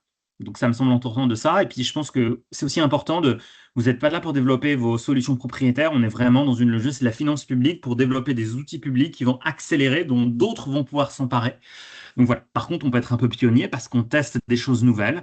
Et ça, je trouve que ça a beaucoup de valeur, ces dispositifs, pour financer des approches dont on pressent que peut-être ce ne sera pas simple, tout ne va pas fonctionner, mais ça vaut vraiment le coup d'explorer et de débroussailler le chemin pour que d'autres puissent s'en apporter en explorant et en faisant savoir dans quel cas et à quelles conditions ça peut être une solution qui vaut le coup d'être employée. Deuxième sujet pour ces candidatures, évitons de nous complexer, nous Français, avec l'anglais et le formalisme des candidatures. C'est comme répondre à des marchés publics. La première fois que j'ai répondu à un marché public avec des DC4, DC3, DC13, je comprenais rien. Et voilà, ça n'est naturel pour personne. Mais après, c'est un pli à prendre. Et voilà, et à un moment, on m'a tenu la main, on m'a appris à répondre à un marché public français. J'ai appris à faire et ça arrive à des gens très bien. Et voilà, et il y a plein de PME, d'architectes qui répondent à des marchés publics en France et qui arrivent et qui remportent des beaux projets. Et bien là, c'est la même façon. La première fois qu'on répond, c'est un peu bizarre, mais on s'y prend et après, on finit par savoir faire. Et bon, on est la preuve vivante que quand on sait faire une fois, on sait faire plusieurs fois et on peut être l'aura de nouveau parce qu'on comprend, en tout cas, voilà, ce que sont les règles. Et puis après, ce qui est jugé, c'est plus la forme qui est abrupte à premier abord, mais dont on arrive à les dompter quand on le fait plusieurs fois. Parce qu'après, ce qui est jugé, c'est les idées. Est-ce que l'idée plaît? Bon, voilà, j'ai monté des projets Laura, mais j'en ai aussi perdu des appels d'offres, comme de la même façon qu'on peut maîtriser les appels d'offres publics et puis gagner une fois sur 4. Voilà. Mais on ne gagne pas à chaque fois. Mais quand on a compris en tout cas la forme, elle n'est plus une barrière, quoi. Et dites-vous que bon, il ne faut pas non plus complexer avec l'anglais. De toute façon, voilà, les Grecs, les Espagnols, ils y arrivent très bien et sans forme d'irrespect, ils ne parlent pas forcément mieux anglais que nous, hein. Donc effectivement, il y a ce sujet-là. Et puis, sachez aussi que vous n'allez pas être évalué par Shakespeare, qui va juger votre niveau d'anglais. À la fin, ce qu'il note, c'est un jury avec des acteurs internationaux. C'est un prof de génie civil bulgare, un patron d'ONG slovène et un responsable de collectivité suédoise qui vont juger votre copie, quoi. Et ils vont être extrêmement bienveillants d'éventuelles difficultés linguistiques à partir du moment quand même où on comprend ce que vous voulez faire. Et puis c'est vrai qu'il y a des outils maintenant informatiques ou d'intelligence artificielle qui permettent de faire corriger sa copie pour que tout soit mieux compréhensible une fois qu'on a les idées claires, quoi. Donc effectivement, voilà, n'est complexé pas de ça. Ça arrive à des acteurs de toute l'Europe de faire. Et je pense que j'ai l'impression en tout cas que voilà, il faut vraiment pas se complexer par rapport à ça. Ça se dompte en tout cas. Ces perceptions de barrière à l'entrée parce que je dois faire un dossier en anglais et parce qu'il y a un formalisme, certes, mais faire quoi. Et donc peut-être le conseil sur ces sujets, c'est aussi, et ça a été posé en introduction, c'est aller avec des gens qui sont parfois un peu plus expérimentés. Moi, la première fois que j'ai répondu à un appel à projet cette nature, je ne savais pas faire, mais je me suis mis sur le porte-bagages. C'est un acteur hollandais, pour le coup, qui a monté le dossier parce qu'il savait faire. J'ai observé, j'ai écouté, j'ai trouvé beaucoup de vertus, en tout cas, à participer au dispositif, et j'ai dit, OK, maintenant j'ai regardé, la prochaine fois, je saurai faire moi-même, quoi. Voilà. Et ensuite, ça a été aussi rappelé en intro, et je ne peux qu'abonder en ce sens. Si vous postulez ces appels à projets, c'est pas pour faire du comme d'habitude, quoi. Euh, voilà, c'est pas un relais pour pallier à des coupes budgétaires français et de se dire, bah, on voulait rénover l'école dans le village. Il y a 60% d'argent de moins dans le fond vert. J'ai pas réussi au niveau français, je vais essayer là. Si on finance là, c'est vraiment du pas comme d'habitude. Ils sont là, ces projets, pour financer de vraiment innovant, atypique. Et donc, il faut vraiment que vous soyez rafraîchissant et puis montrer que votre idée, elle sort de l'ordinaire, quoi. Que ça mérite vraiment d'être testé, et que ce consortium entre vous, vos partenaires slovènes, bulgares, polonais et portugais, vous avez vraiment une histoire à raconter. Parce que voilà, on veut travailler sur du centre ancien et des façons de rénover dans un temps restreint, voilà, en impliquant les habitants. Enfin voilà, venez avec quelque chose qui vous semble être puissant à tester et possiblement réplicable, que c'est pas un one shot et que c'est pas, voilà, peut-être que quelqu'un parlait d'un château, mais je me rends pas compte, peut-être qu'il y a beaucoup de châteaux qu'on pourrait réhabiliter pour en faire des lieux d'accueil du public ou bien voilà, d'en faire des refuges climatiques demain, parce que derrière des grosses pierres, bah voilà, on arrive à maintenir la température mieux que dans des bâtiments d'après-guerre. Mais donc voilà, soyez précis. Et si vous voulez créer un réseau de châteaux refuges climatiques à travers l'Europe, selon des méthodes et un cahier des charges clair, bah, pourquoi pas? Peut-être qu'effectivement, ça peut être quelque chose qui fait du sens dans le cas de certains de ces appels à projets. Après, voilà, j'expliquais, il faut être méthodique dans la façon de faire les choses. Parce qu'effectivement, je posais, il y a un cadre méthodique, il faut qu'il y ait une justice effectivement d'évaluation des projets. Voilà, ça a été très bien posé. D'abord, c'est quoi votre idée? Est-ce que l'idée, elle est claire? Ensuite, il faut justifier son impact. Si tout se passe bien, bah voilà, est-ce que c'est plausible, crédible, qu'on économise combien de tonnes de CO2, qu'on crée combien d'emplois, voilà, qu'on réemploie combien de matières? Et ça, il faut voilà, poser de façon rigoureuse et méthodique, pas raconter que par voilà, action du Saint-Esprit, soudainement, parce qu'on fait ce projet, 1000 fois plus de projets vont se déclencher en Europe. Enfin voilà, il faut être un peu plausible, crédible, et puis bien comprendre effectivement à quel point, selon la nature des actions, quel est l'impact plausible. Hein, et puis, je pense qu'il y a aussi un sujet, c'est essayer d'être simple et pas jargonneux. Hein, rappelez-vous, c'est un prof de génie civil bulgare qui va vous lire, qui est de bonne volonté, mais il n'est pas expert de tout. Hein, et comment cet architecte laiton va comprendre ce que vous posez. Donc, soyez, voilà. Il ne s'agit pas non plus de faire quelque chose pour les enfants de 3 ans dans la lecture, mais si votre maman comprend en 3 phrases ce que vous êtes capable d'écrire, ce que vous voulez porter, je pense qu'il y a beaucoup de chances, beaucoup plus de chances que vous soyez retenu si ce n'est pas le cas. Hein, bien sûr, il y a de la qualité scientifique. Hein, il s'agit de développement et selon l'appel à projet, bah, on parle de sujets complètement expérimentaux. Il faut le faire par la première fois. Il y a d'autres appels à projets live, c'est plutôt accompagner des changements d'échelle. Ça a été fait 10 fois en Europe. Qu'est-ce qu'il faut qu'on fasse comme action pour que de 10 fois, ça soit fait 1000 fois? Hein, selon les appels à projets, ils vont aider à différents niveaux de maturité de changement d'échelle. Mais voilà. En tout cas, donc, mon sujet, il est plein d'espoir. C'est en tout cas de se dire, c'est possible quand on est une PME, en l'occurrence, nous, on est 20, de s'insérer dans ces démarches. Quand même, on voit quand même beaucoup de vertus à ça. Il n'y a rien qui ressemble plus à 4 murs et un toit que 4 murs et un toit. Même si, voilà, la Catalogne ou le Pays Basque, bah, c'est pas comme l'Occitanie, qui n'est pas comme la Bretagne, qui n'est pas comme l'Irlande, et qui n'est pas comme les Pays-Bas, mais il y a quand même beaucoup de choses dont on se dit, tiens, pas bête. Et si on s'inspirait de ça en l'adaptant à la française ou à l'occitane, mais il y a quand même plein de choses chouettes qui peuvent être à faire. Donc, je ne peux que vous encourager à monter, en tout cas, dans des équipes. Hein. Et si c'est la première fois pour vous, bah, essayez de trouver des partenaires français ou internationaux expérimentés et dépasser vos peurs pour effectivement essayer, parce que franchement, quand on est un pré acteur de ces projets, c'est vraiment chouette. On peut être vraiment fier. En tout cas, nous, je dois partager beaucoup de joie à coopérer à ces projets. Je trouve que c'est des outils très complémentaires. Moi, je suis un peu, voilà, je serais demandeur qu'il existe d'ailleurs des outils comme ça en France qui permettent de mieux faciliter des coopérations entre acteurs d'ADN différents. Force est de constater qu'il n'existe qu'à l'échelle européenne. Bah, très bien. C'est vraiment, je pense, l'Europe qu'on aime, celle qui permet ces projets de coopération vertueuse d'acteurs d'ADN différentes et de pays et contrées différentes. Hein, que c'est un vrai plaisir et une joie d'apprendre des uns des autres. Donc voilà, hein, ne perdez pas espoir et lancez-vous. Hein. Il y a vraiment des belles réussites, des beaux projets. Et donc, je ne peux que vous engager à vous lancer dans cette type de dynamique. Et en tout cas, nous, on est enchantés d'être acteurs de celle-ci. Et si vous avez des sujets très sujets rénovation, ravis d'explorer des coopérations possibles avec vous à l'avenir. Voilà. Et bien, écoutez, je laisse la parole à d'autres et merci d'avoir eu l'opportunité pour nous de partager un petit peu nos apprentissages et ce qu'on a pu expérimenter comme étant acteurs de ces projets.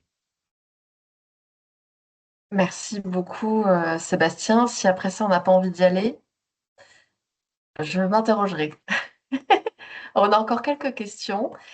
Alors, Sébastien, dans ces projets européens, êtes-vous chef de file ou partenaire? Alors, on a commencé par être partenaire. Il y a des projets dans lesquels chef de file. Il y a d'autres fois où il y a des partenaires qui ont apprécié notre contribution, qui nous disent, tiens, venez et contribuez. On pense que vous pourriez avoir beaucoup de valeur ajoutée sur tel aspect qui correspond à vos compétences. Donc, ça va aussi dépendre de la nature du projet. Il y a des projets où peut-être qu'effectivement, c'était aussi posé. Le leadership est naturellement plus légitime pour une association ou pour une collectivité, et d'autres sur lesquels une entreprise de l'économie sociale et solidaire comme nous, avec les expertises qui sont les nôtres, peut être vue comme très légitime.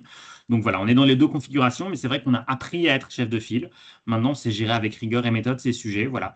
Je ne commencerai pas forcément, si je suis un primo-candidat, à me lancer comme chef de file. J'essaierai d'observer en étant partenaire de quelqu'un qui m'apprendrait à faire. Je crois beaucoup à voilà, la vertu de l'apprentissage et d'apprendre aux côtés de quelqu'un. Mais maintenant, on n'a plus peur et puis on sait faire, quoi. Autre question, comment avez-vous mobilisé vos partenaires européens? Alors au départ, c'est un petit peu le hasard, et puis après, on en parle à l'un, et puis on aime bien coopérer sur le problème avec un tel, on le trouve super chouette, et on lui dit, tu connais pas quelqu'un qui, on va chercher dans des réseaux. Il y avait des événements de matchmaking qui ont été évoqués tout à l'heure par Margot, et puis des fois, c'est aussi regarder les références. C'est de dire, tiens, je fais des recherches sur Internet, tiens, je cherche un projet exemplaire de construction en roseau, tiens, il n'y a pas des gens qui ont fait des choses chouettes, ah tiens, il y a ce centre de ressources aux Pays-Bas, il y a ce projet de remarquable au Danemark, et puis on observe dans les bases de données qui sont fichées, où on fait quelques requêtes, tiens, ils ont fait partie d'un projet de coopération, donc ils doivent savoir comment ça marche ces projets. Et si on les sollicitait, un peu voilà, au culot, de dire on ne vous connaît pas, mais bon, de ce que j'ai vu, ça a l'air quand même super chouette votre projet. Vous avez déjà participé à des projets de coopération européenne. Nous, on a cette idée et ce projet. Est-ce que vous ne pensez pas qu'il y a des choses qui pourraient se faire et cohérentes? Alors, des fois, c'est chou blanc, et puis des fois, les gens disent franchement, ouais, ça se regarde. Et on fait des belles découvertes. En tout cas, nous, Envirobat Occitanie, maintenant que nous sommes aussi NEB Local Chapter, nous avons maintenant été mis en réseau avec tous les autres NEB Local Chapter, notamment avec Consuelo, qui interviendra après. Donc, n'hésitez pas aussi à nous contacter. On mettra en relation avec, voilà, avec nos intervenants qui sont là aujourd'hui, et puis avec tous les autres. Il y a 13 Local Chapter, il y a la Suède, il y a l'Italie, l'Espagne, le Portugal.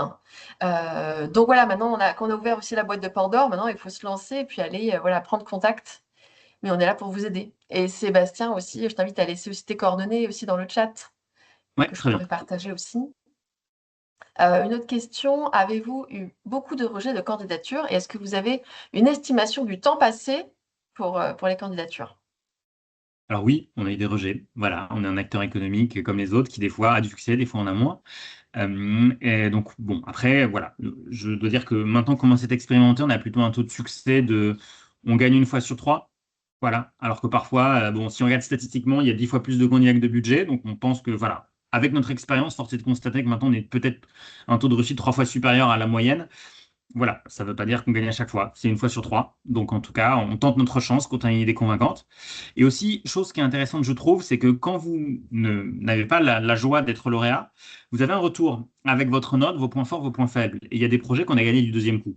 On nous a dit, ah, là, vous n'avez effectivement que 16 sur 20 et on a pris 3 équipes qui ont dû tout avoir au-dessus de 17 sur 20.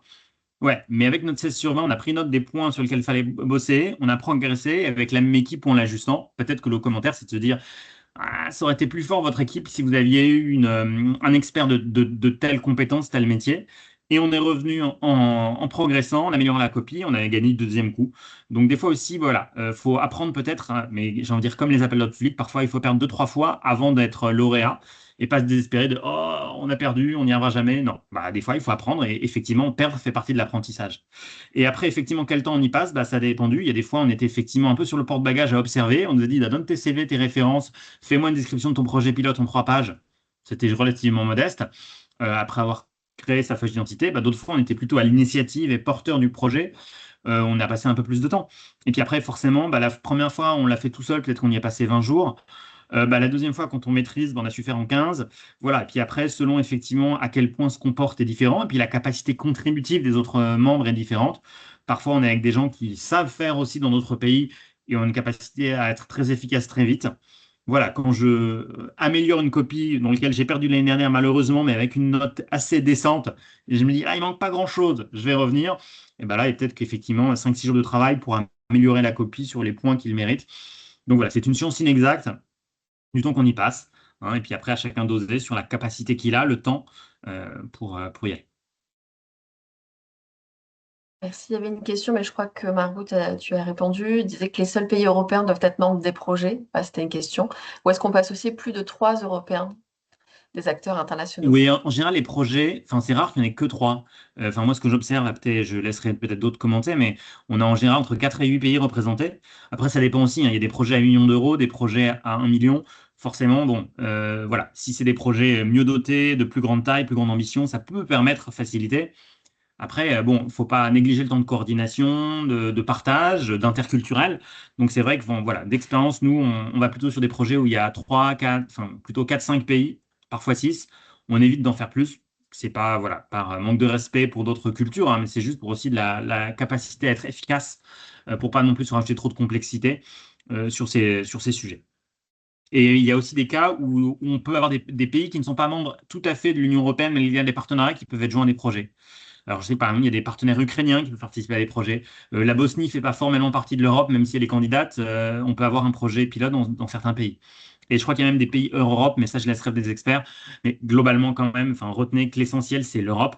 Et dans certains cas, il y a quelques petits pays associés, frontaliers qui peuvent être associés, mais globalement, c'est ça, quoi. C'est surtout Europe. Si je puis me permettre d'ajouter, donc là, dans le chat, j'ai mis la liste des pays éligibles. Donc oui, j'abonde totalement. La base, voilà, on est sur des projets européens. Vous allez avoir différents types de pays qui vont être des pays associés, comme par exemple le Canada, mais c'est associé à Horizon Europe, l'Australie. Mais ça, voilà, ça, ce sont des pays qui ont entamé des négociations avec la Commission européenne. Et ensuite, on a une liste de pays tiers, donc notamment on parlait de la Bosnie, on a la Turquie, on a Israël. Voilà, il y a toute une liste. Et ensuite, on va dire des pays qui de facto peuvent être financés, bénéficiaires, comme naturellement pas mal de pays de l'Afrique subsaharienne. Donc ça, tout ça, c'est précisé. Voilà, vous avez toute une nomenclature. J'ai mis le lien directement vers la fiche où vous avez cette liste de pays qui évolue régulièrement. Et après, vous pouvez ajouter un partenaire qui ne sera pas bénéficiaire, par exemple l'Inde, le Brésil, les USA, par exemple, mais seront sur fonds propres. Et vous allez devoir justifier pourquoi vous avez associé tel ou tel partenaire voilà, au projet. Merci beaucoup Margot et Sébastien. Et il y a une personne qui voilà, vous remercie pour votre témoignage et votre énergie voilà, dans votre action. Et merci beaucoup. Donc, nous poursuivons. Consuelo, je t'invite à prendre la main donc, pour nous présenter donc, ton entreprise Eurovertice et puis ton approche en tant qu'actrice espagnole et voilà, qui a de l'expertise depuis de nombreuses années. Merci beaucoup, Laura. Ah, je vais faire, Vous voyez le slide? Oui, On voit, voilà. c'est bon, ça fonctionne. OK. Donc, bonjour à tous et à toutes. Et merci beaucoup, Laura, de nous avoir invités. C'est un plaisir d'être ici aujourd'hui avec vous pour raconter notre expérience dans la participation à des projets européens. D'abord, je voudrais m'excuser pour mon français parce que même si c'est une langue que j'adore, et j'ai un lien spécial avec Toulouse parce que j'ai passé une partie de ma vie là, il y a très longtemps, je ne la parle pas non plus très souvent. En tout cas, je vais présenter notre société, notre expérience et aussi vous donner des conseils et des astuces pour vous animer à y participer. C'est aussi vrai également que le fait d'être la dernière, c'est difficile d'être innovante. Donc, je vais répéter quelques idées que Sébastien et Margot ont déjà mis sur la table. Donc, on commence avec qui sommes-nous en Eurovertice? Nous sommes une société espagnole. On est basé à Murcia, c'est dans la région de Murcia, c'est au sud-est de l'Espagne, sur la côte méditerranéenne. Et vous voyez le slide? Je ne sais pas si ça bouge. Ah, ok, maintenant ça va. Comme je disais, on est une société espagnole basée à Murcia, dans la région de Murcia, au sud-est de l'Espagne, mais on travaille dans tous les territoires espagnols et on a des partenaires partout en Europe. Nous, en général, on est spécialistes dans l'innovation et la durabilité pour la transformation des territoires, toujours à travers des financements européens. Par rapport à l'équipe, on a commencé il y a 20 ans avec 4 personnes. Donc, même, peu importe la taille de l'organisme, on peut commencer à travailler dans des projets européens. Et maintenant, 20 ans après, on a une équipe de 30 personnes.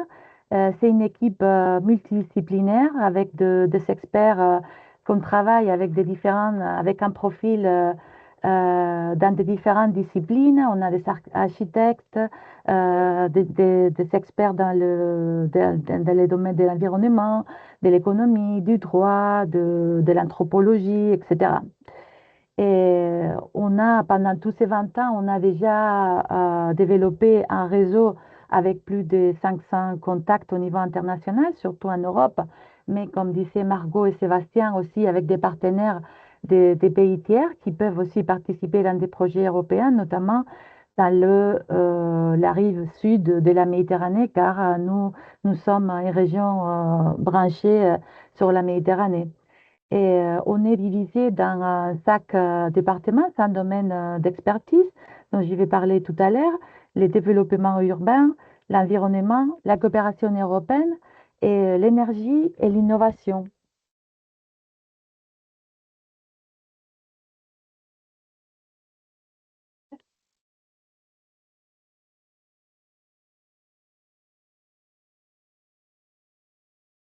Un instant. Ça, ce sont quelques clients avec qui nous, on travaille parce que normalement, on travaille pour nos clients. On est une boîte qui fait l'accompagnement pour la mise en œuvre, pour rédiger la mise en œuvre des projets européens.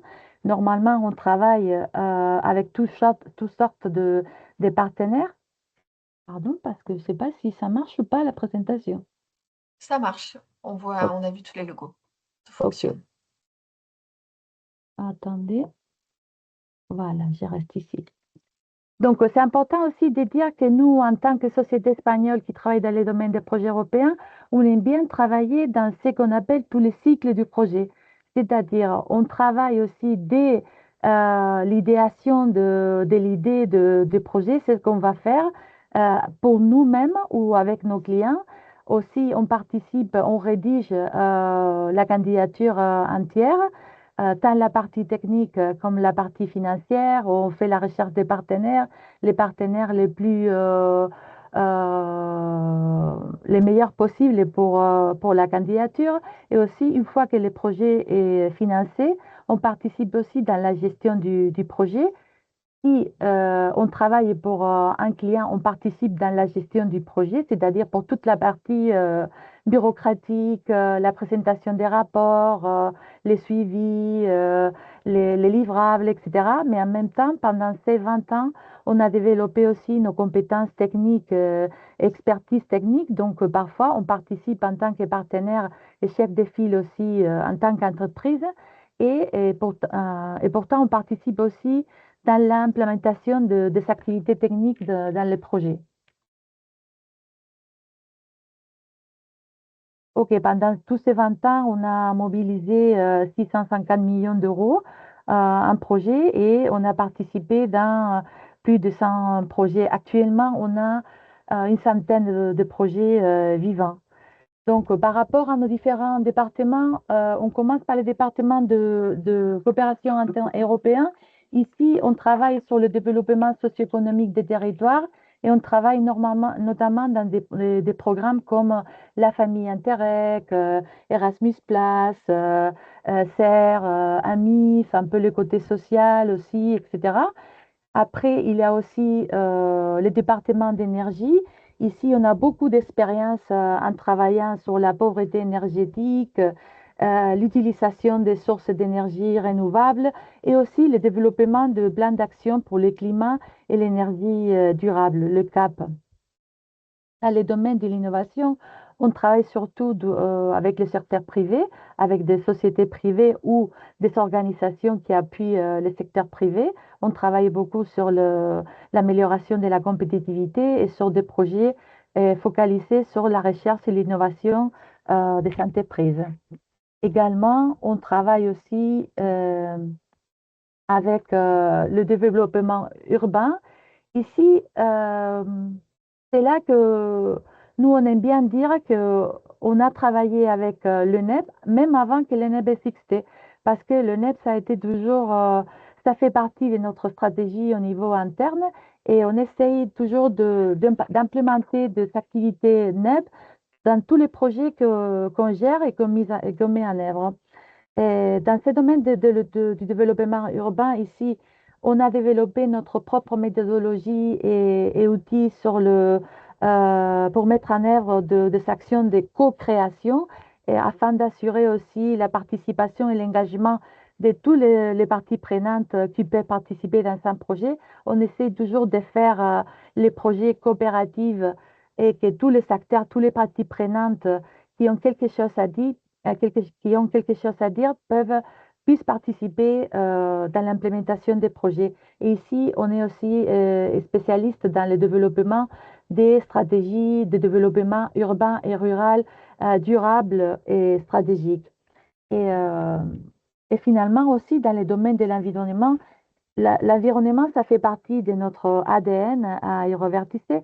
C'est une des raisons de la création de l'entreprise il y a 20 ans. Ici, on a beaucoup d'expérience dans le développement des plans d'adaptation et mitigation du changement climatique, aussi des projets pour mettre en œuvre des solutions basées dans la nature, NVS, pour la transformation des territoires, etc.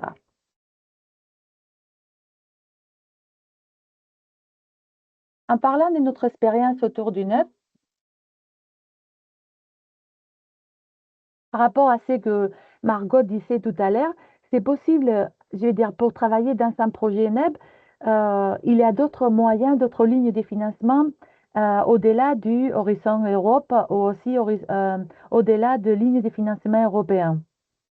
C'est ici un exemple des projets que nous, on a mis en œuvre, oui, avec une ligne de financement nationale. En fait, c'était de l'argent européen, mais géré au niveau national. Et là, on a fait une espèce de feuille de route pour une municipalité à Murcie pour mettre en œuvre les principes, les valeurs du NEB et essayer de encourager la participation citoyenne dans la conception et transformation surtout des espaces publics, faire des espaces publics plus accessibles et inclusifs, et valoriser les patrimoines locaux, etc., toujours liés au NEB. Aussi, comme je disais tout à l'heure, nous, on ne travaille pas que pour nos clients. On a développé aussi nos compétences techniques et connaissances, expertise technique pendant ces 20 ans. Et maintenant, on travaille et on est focalisé sur le NEB. Et dans ce sens-là, on a créé aussi notre chapitre NEB qui est coordonné par nous-mêmes, par Robert Tisset, qui s'appelle Urbactivistas. Euh, on était les premiers et uniques chapitre NEB, communauté NEB en Espagne la semaine dernière. Non, cette semaine, il y a déjà le deuxième chapitre, mais on était les seuls à exister en Espagne. Et ici, on met en œuvre des activités de lancement, des valeurs, des principes du NEB. On essaye de faire des formations communes avec d'autres partenaires, d'autres parties prenantes au niveau régional qui participent aussi dans la communauté NEB, comme les deux universités publiques, la région, le gouvernement régional, etc. Et aussi, depuis un moment, on fait aussi la co-coordination du réseau de chapitres NEB en Europe, avec un autre chapitre NEB de Bruxelles et avec un autre chapitre NEB de la Suède. On participe aussi avec ces coordinations de communautés NEB au niveau européen aussi. Après, dans le domaine des projets financés et focalisés avec du NEB, on a aussi rédigé deux projets. Ce sont des projets live. Le premier, c'est le projet Live Bauhausing avec l'Espagne, la Lettonie, la Croatie et l'Hongrois. Ça, c'est un projet qu'on a rédigé nous-mêmes et on est aussi le chef de file aussi du projet. C'est un projet avec une durée de 4 ans, avec un budget de plus de 4 millions d'euros. Et ici, l'objectif principal, c'est aussi de promouvoir des solutions basées dans la nature, sur la nature, l'économie circulaire et l'innovation sociale pour réhabiliter des bâtiments qui étaient abandonnés. Et on fait toujours ça, toujours à mettre en œuvre des activités de co-création et d'engagement de la société civile. C'est-à-dire, on décide entre tous ce qu'on va faire avec ce type de bâtiments qui étaient abandonnés. Et aussi, on a aussi rédigé Pardon?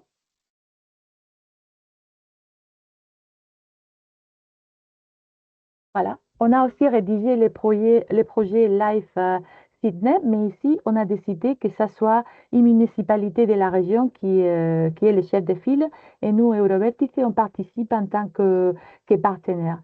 L'objectif ici du projet, ici, c'est un projet qu'on travaille avec, entre l'Espagne, l'Italie et l'Hongrie.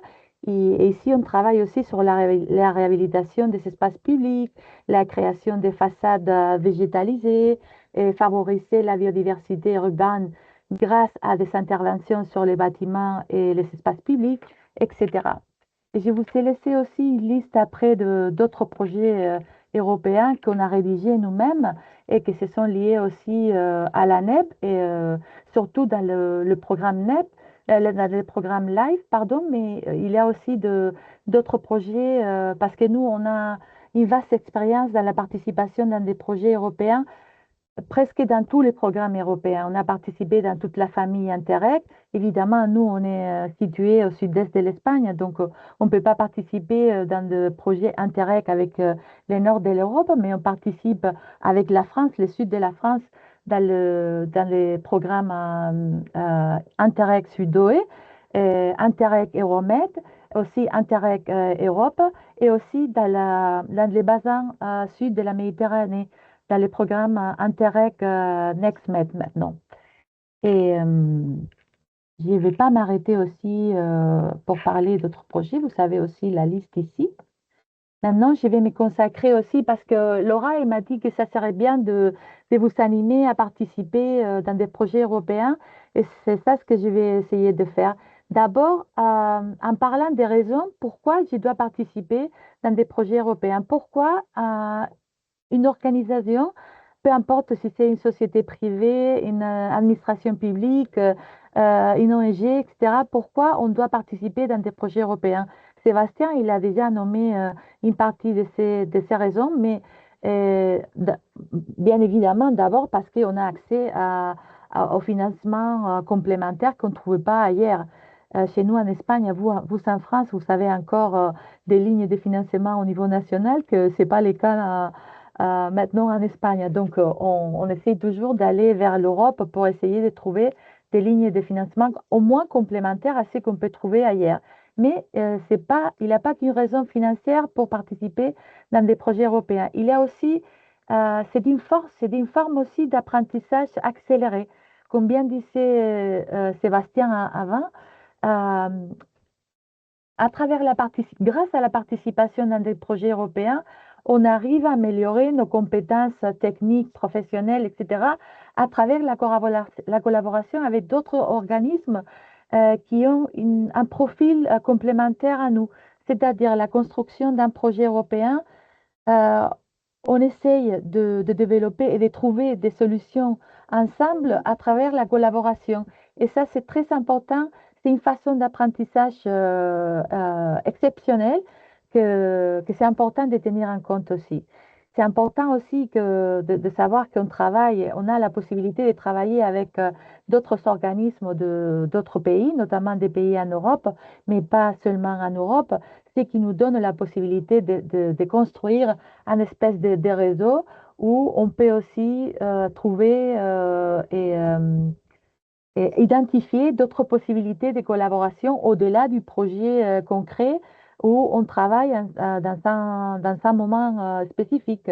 Et aussi, on a la possibilité, comme je disais tout à l'heure, de développer nos compétences, les compétences techniques de notre équipe au niveau interne, aussi c'est une espèce d'améliorer notre CV professionnel, pas seulement au niveau personnel, mais aussi au niveau institutionnel, parce que la participation dans des projets européens, ça nous donne aussi des prestiges et c'est une espèce de seuil de qualité.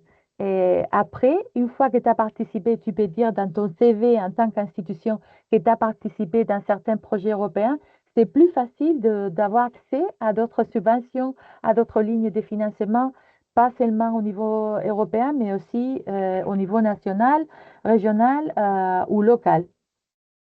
Une autre chose qu'on trouve que c'est important aussi, c'est Et ça, c'est lié à ce que Sébastien disait qu'on ne peut pas faire comme on fait d'habitude au niveau local ou national.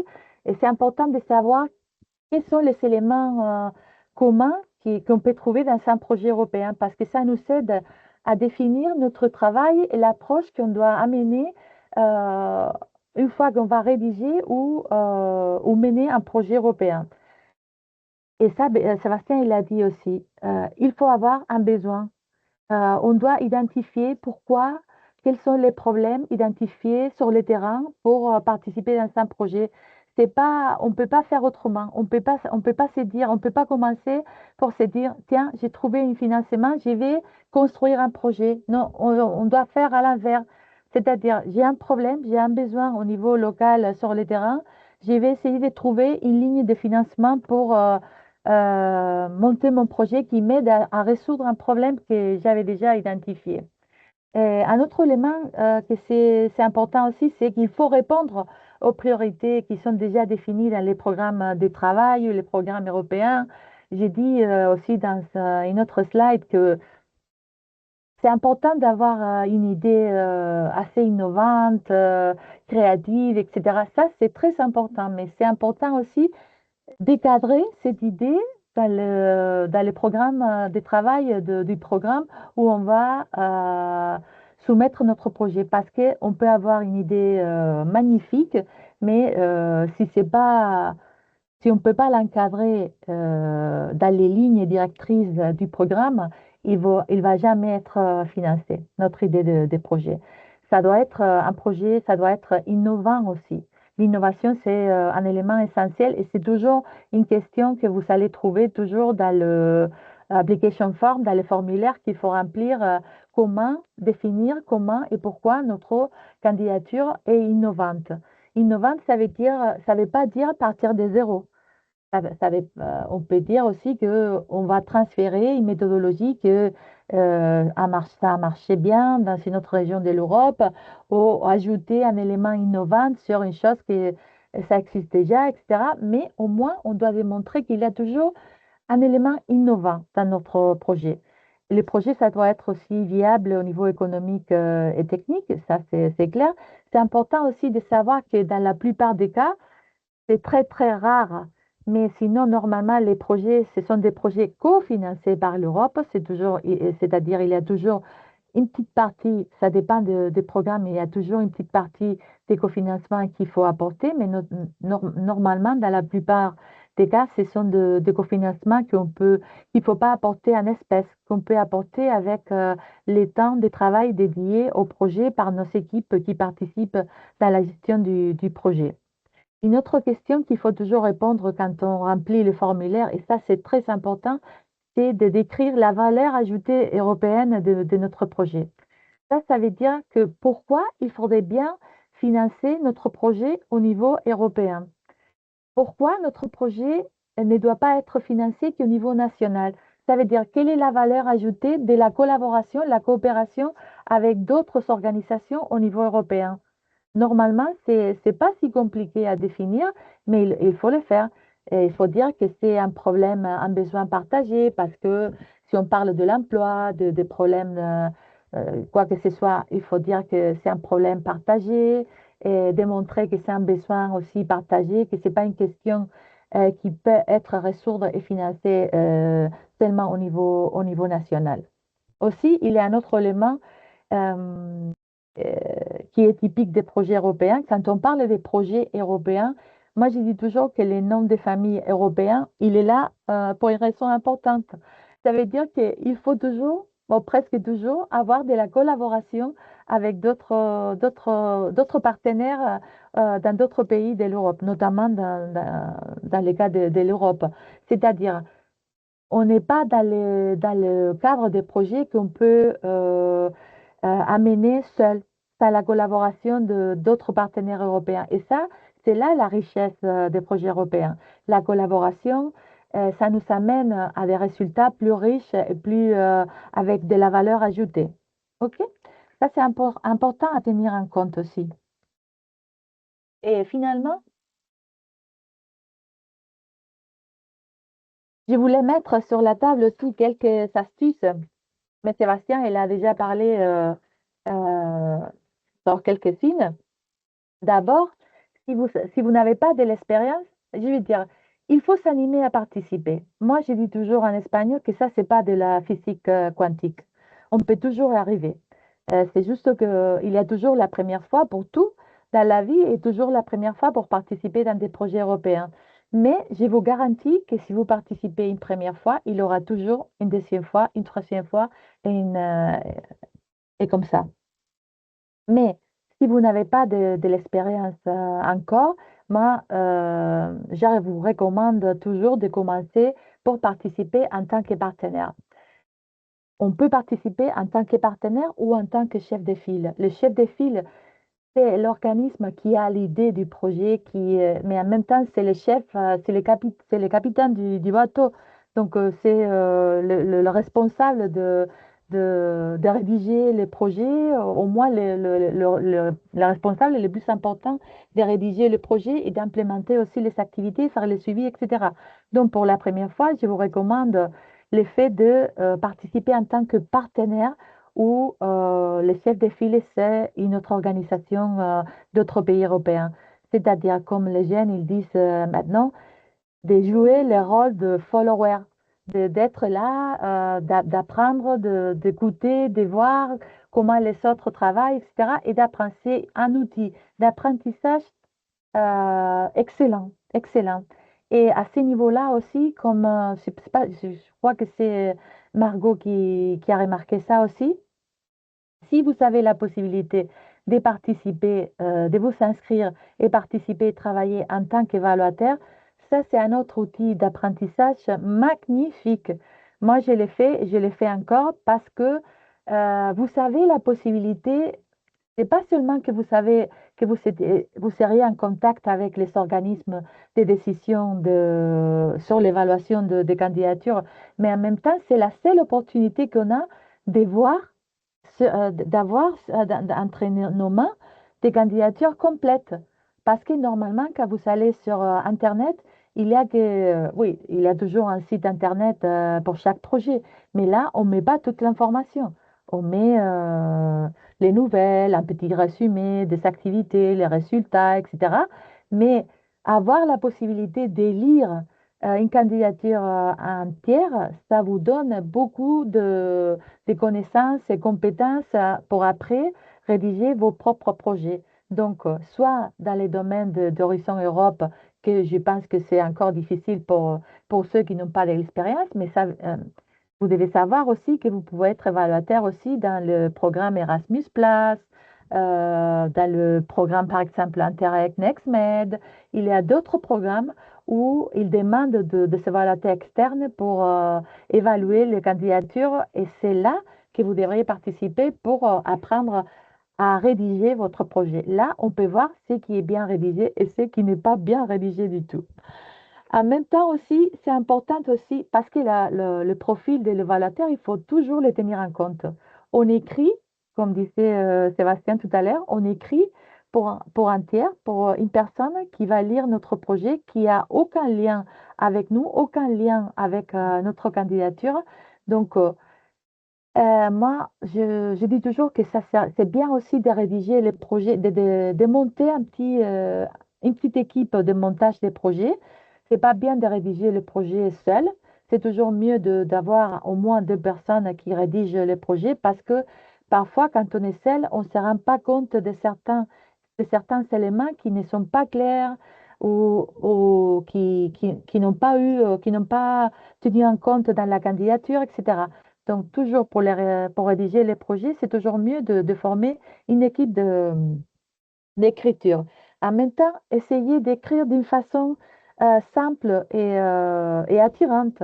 Je veux dire, il faut tenir en compte des choses si bêtes, comme par exemple tenir compte aussi de l'ordre de lecture qui va faire l'évaluateur. Moi, je suis encore évaluatrice des projets et quand tu lis 10 pages d'un projet et après 10 pages de lecture, tu ne sais pas encore quel est l'objectif du projet, tu commences à t'énerver et tu vas noter très bas.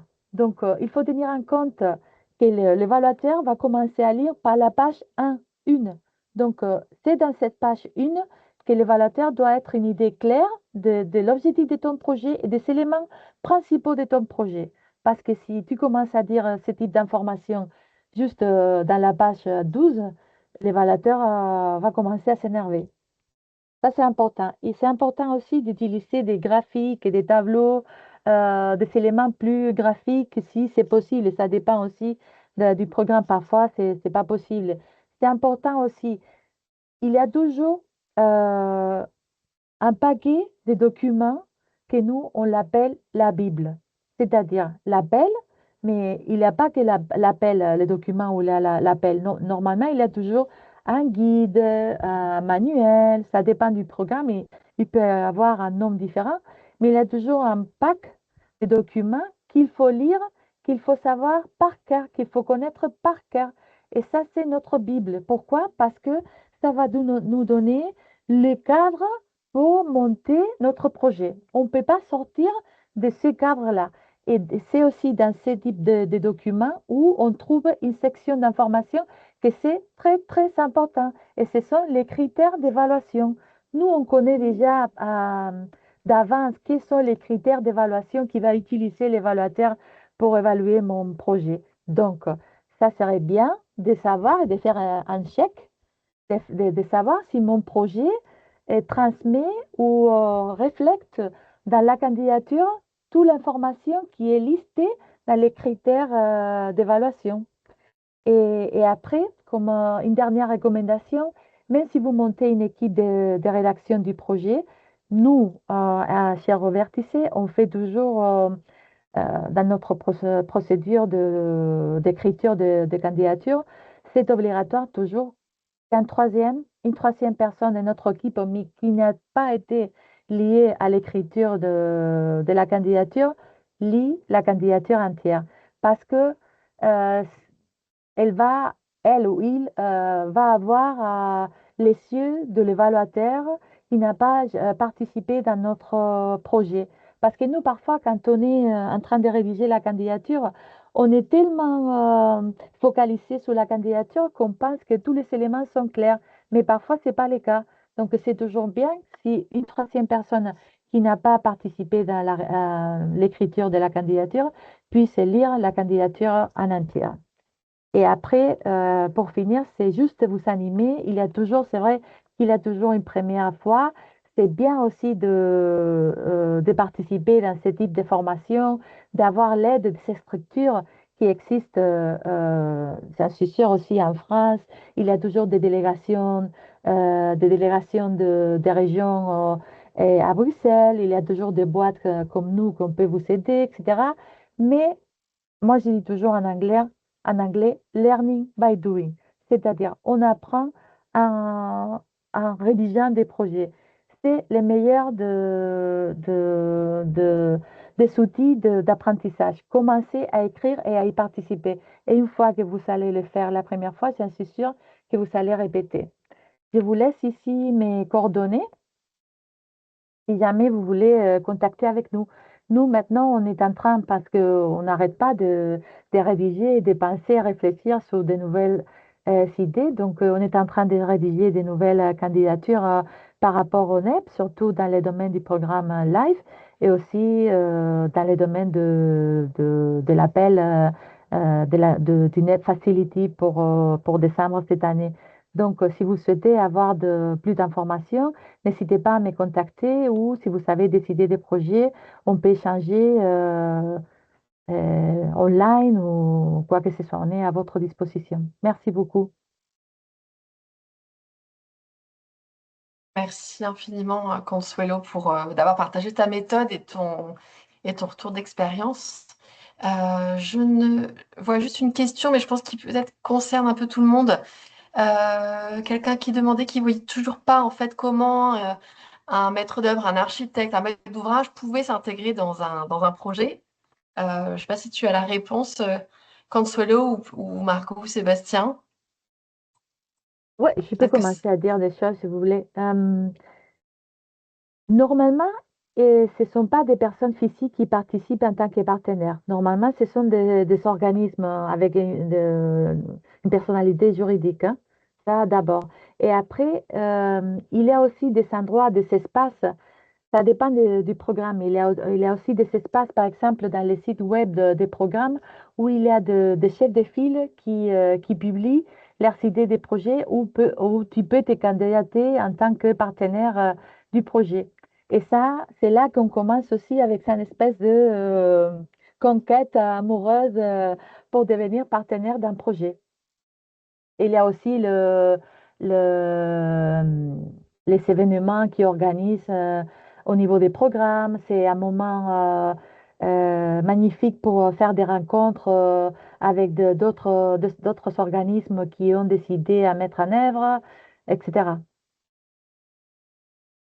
Peut-être pour compléter, apporter un complément sur ces sujets, pour une maîtrise d'ouvrage ou une maîtrise d'œuvre.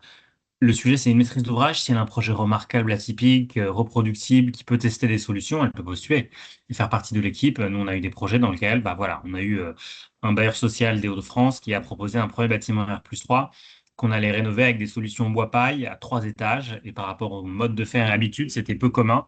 Il a fallu effectivement avancer des avis techniques et pour effectivement aller plus loin que les pratiques habituelles. Donc là, le maître d'ouvrage, dans ce cas particulier, il se trouve que c'est un Interreg, a eu de l'aide à l'investissement pour réaliser le projet. Parfois, effectivement, c'est pas ça qu'on va avoir. Il y a des programmes qui ne proposent aucune aide à l'investissement, mais typiquement, s'il y a un avis technique pour une solution différente, avec des tests en laboratoire, des choses additionnelles par rapport à un pratique, bah, ce qui dépasse en tout cas ce qu'auraient été les budgets d'études normaux pour financer l'exceptionnel, l'atypique, l'innovant, eh ben, ça peut se justifier de, voilà. En gros, le scénario de référence serait qu'on rénoverait cette école de façon traditionnelle. Là, on veut tester de la paille de riz dans des solutions hors site. C'est pas commun, mais on trouve que c'est intéressant et c'est circulaire et c'est local. On a envie de tester ça. Et donc là, effectivement, il peut y avoir des études associées. Il faut justifier qu'il y a un budget d'études. Et donc voilà. Et donc après, on met l'équipe qui va pour ça. On peut aussi avoir des maîtres d'ouvrage qu'on a utilisés comme bêta-testeurs d'outils. Par exemple, il y a des maîtres d'ouvrage qui disent, bah, moi j'ai 120 bâtiments, mais je ne sais pas sur lequel telle solution est applicable. Bah, on a développé, alors possiblement avec une maîtrise d'œuvre, et nous-mêmes, des outils d'addition qui vont nous dire. Donc en tout cas, les rôles qu'ils peuvent avoir, ce qu'il faut avoir en tête, c'est que ce n'est pas le travail habituel de l'architecte de conception sur le projet qui sera financé. Ce n'est pas du budget d'investissement pour le maître d'ouvrage qui sera financé. Mais on s'y se dit que tester des choses, réfléchir, le surinvestissement en temps du maître d'ouvrage et de ses équipes, du temps qu'il va passer sur les dossiers, au lieu d'y passer un jour par semaine, comme il y a des choses un peu atypiques, il va passer un jour et demi, et ben on peut justifier que ce delta de temps qu'on va passer en plus par rapport à un projet habituel, voilà, ou bien du côté, en tout cas, des équipes en place. Donc, ça ne permet pas de contourner la commande publique, quand je vois comme en question dans le flux, mais en tout cas, ce qui dépasse, ce qui seraient les pratiques habituelles, en tout cas, de mon expérience, ça passe bien de financer ce type de travaux.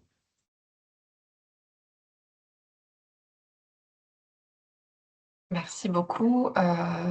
Marlène, j'espère qu'on a pu répondre à votre question en complément. Margot, est-ce que tu as un complément à partager là Euh, pour clôturer? Bah, disons qu'en fait, c'est vrai que c'est la recherche de partenaires, c'est ce qui est le plus compliqué, hein. C'est voilà, soit on l'a dans son réseau. Ce qui est compliqué, c'est quand on recherche un coordinateur. Voilà, je vais pas rebondir de plus sur ce qui a été dit. Participer aux événements de réseautage, c'est la meilleure façon. Et surtout, mettez en valeur vos atouts. Quand vous êtes responsable de tel ou tel, vous êtes dans une municipalité, vous avez accès à un site extrêmement intéressant. Quand vous pouvez être démonstrateur, vous avez une position de force et vous êtes séduisant pour un coordinateur. Donc surtout dans ces événements de réseautage et autres, préparez-vous un petit peu, mettez en avant vos activités, qui vous êtes de manière très succincte et qu'est-ce que vous pouvez apporter, quelles sont vos compétences. Et vous verrez, ça marche très vite parce que souvent, vous êtes face à des coordinateurs qui n'ont pas d'accès au terrain, qui ont déjà des réseaux, mais souvent, voilà, ça va être, ils travaillent toujours avec les mêmes personnes. Donc, mettez vraiment en avant vos atouts et vous verrez que ça va se faire plus facilement, surtout si vous pouvez être site pilote. Et l'avantage, et ça, voilà, et ça, Consuelo l'a déjà dit, c'est un cercle vertueux, les projets européens. Si vous avez participé à un projet européen et si ça se passe bien, les gens reviendront vers vous et ça s'enchaîne. Oui. Et si je peux, Laura, juste pour compléter ce que Margot vient de dire, Pour faire l'échange rapidement dans les événements ou par email, etc., nous, on prépare toujours notre CV, notre profil avec nos compétences, nos valeurs ajoutées qu'on peut apporter au projet, etc. Être préparé, c'est important. Merci beaucoup, Consuelo. Ben, on va terminer là-dessus. Donc, n'hésitez pas à prendre contact effectivement avec nos intervenants experts qui pourront vous guider. Peut-être même vous pourrez faire voilà, équipe ensemble un jour. Euh, donc, pour clôturer ce webinaire, je souhaiterais mettre en lumière notre prochain rendez-vous NEB, notamment pour échanger, en apprendre plus sur le NEB et pouvoir aussi créer des premiers contacts. C'est l'organisation du premier festival du nouveau Bauhaus en Occitanie, donc, qui se tiendra les 7 et 8 octobre à Nîmes. Donc, ce festival a vocation à devenir l'événement régional de référence donc, pour faire vivre, expérimenter le NEB en Occitanie avec une programmation hyper originale, avec des conférences, des visites, des animations, spectacles et plein de temps de rencontres. Vous pouvez aussi du coup consulter les autres événements qu'on a sur notre page NEB. Donc vous pouvez effectivement flasher ce QR code ou nous contacter du coup moi ou Annelise, ma collègue, parce que la région est grande, donc à Toulouse et à Montpellier. N'hésitez pas à rejoindre effectivement la communauté ou directement à prendre contact avec nous ou avec tous nos intervenants. Et donc, je vous remercie à tous pour votre présence, votre engagement. Merci à tous nos intervenants et intervenantes. Et au plaisir de vous retrouver très bientôt, donc lors du festival ou lors de nos autres événements d'ici fin d'année. Merci à tous et à très bientôt.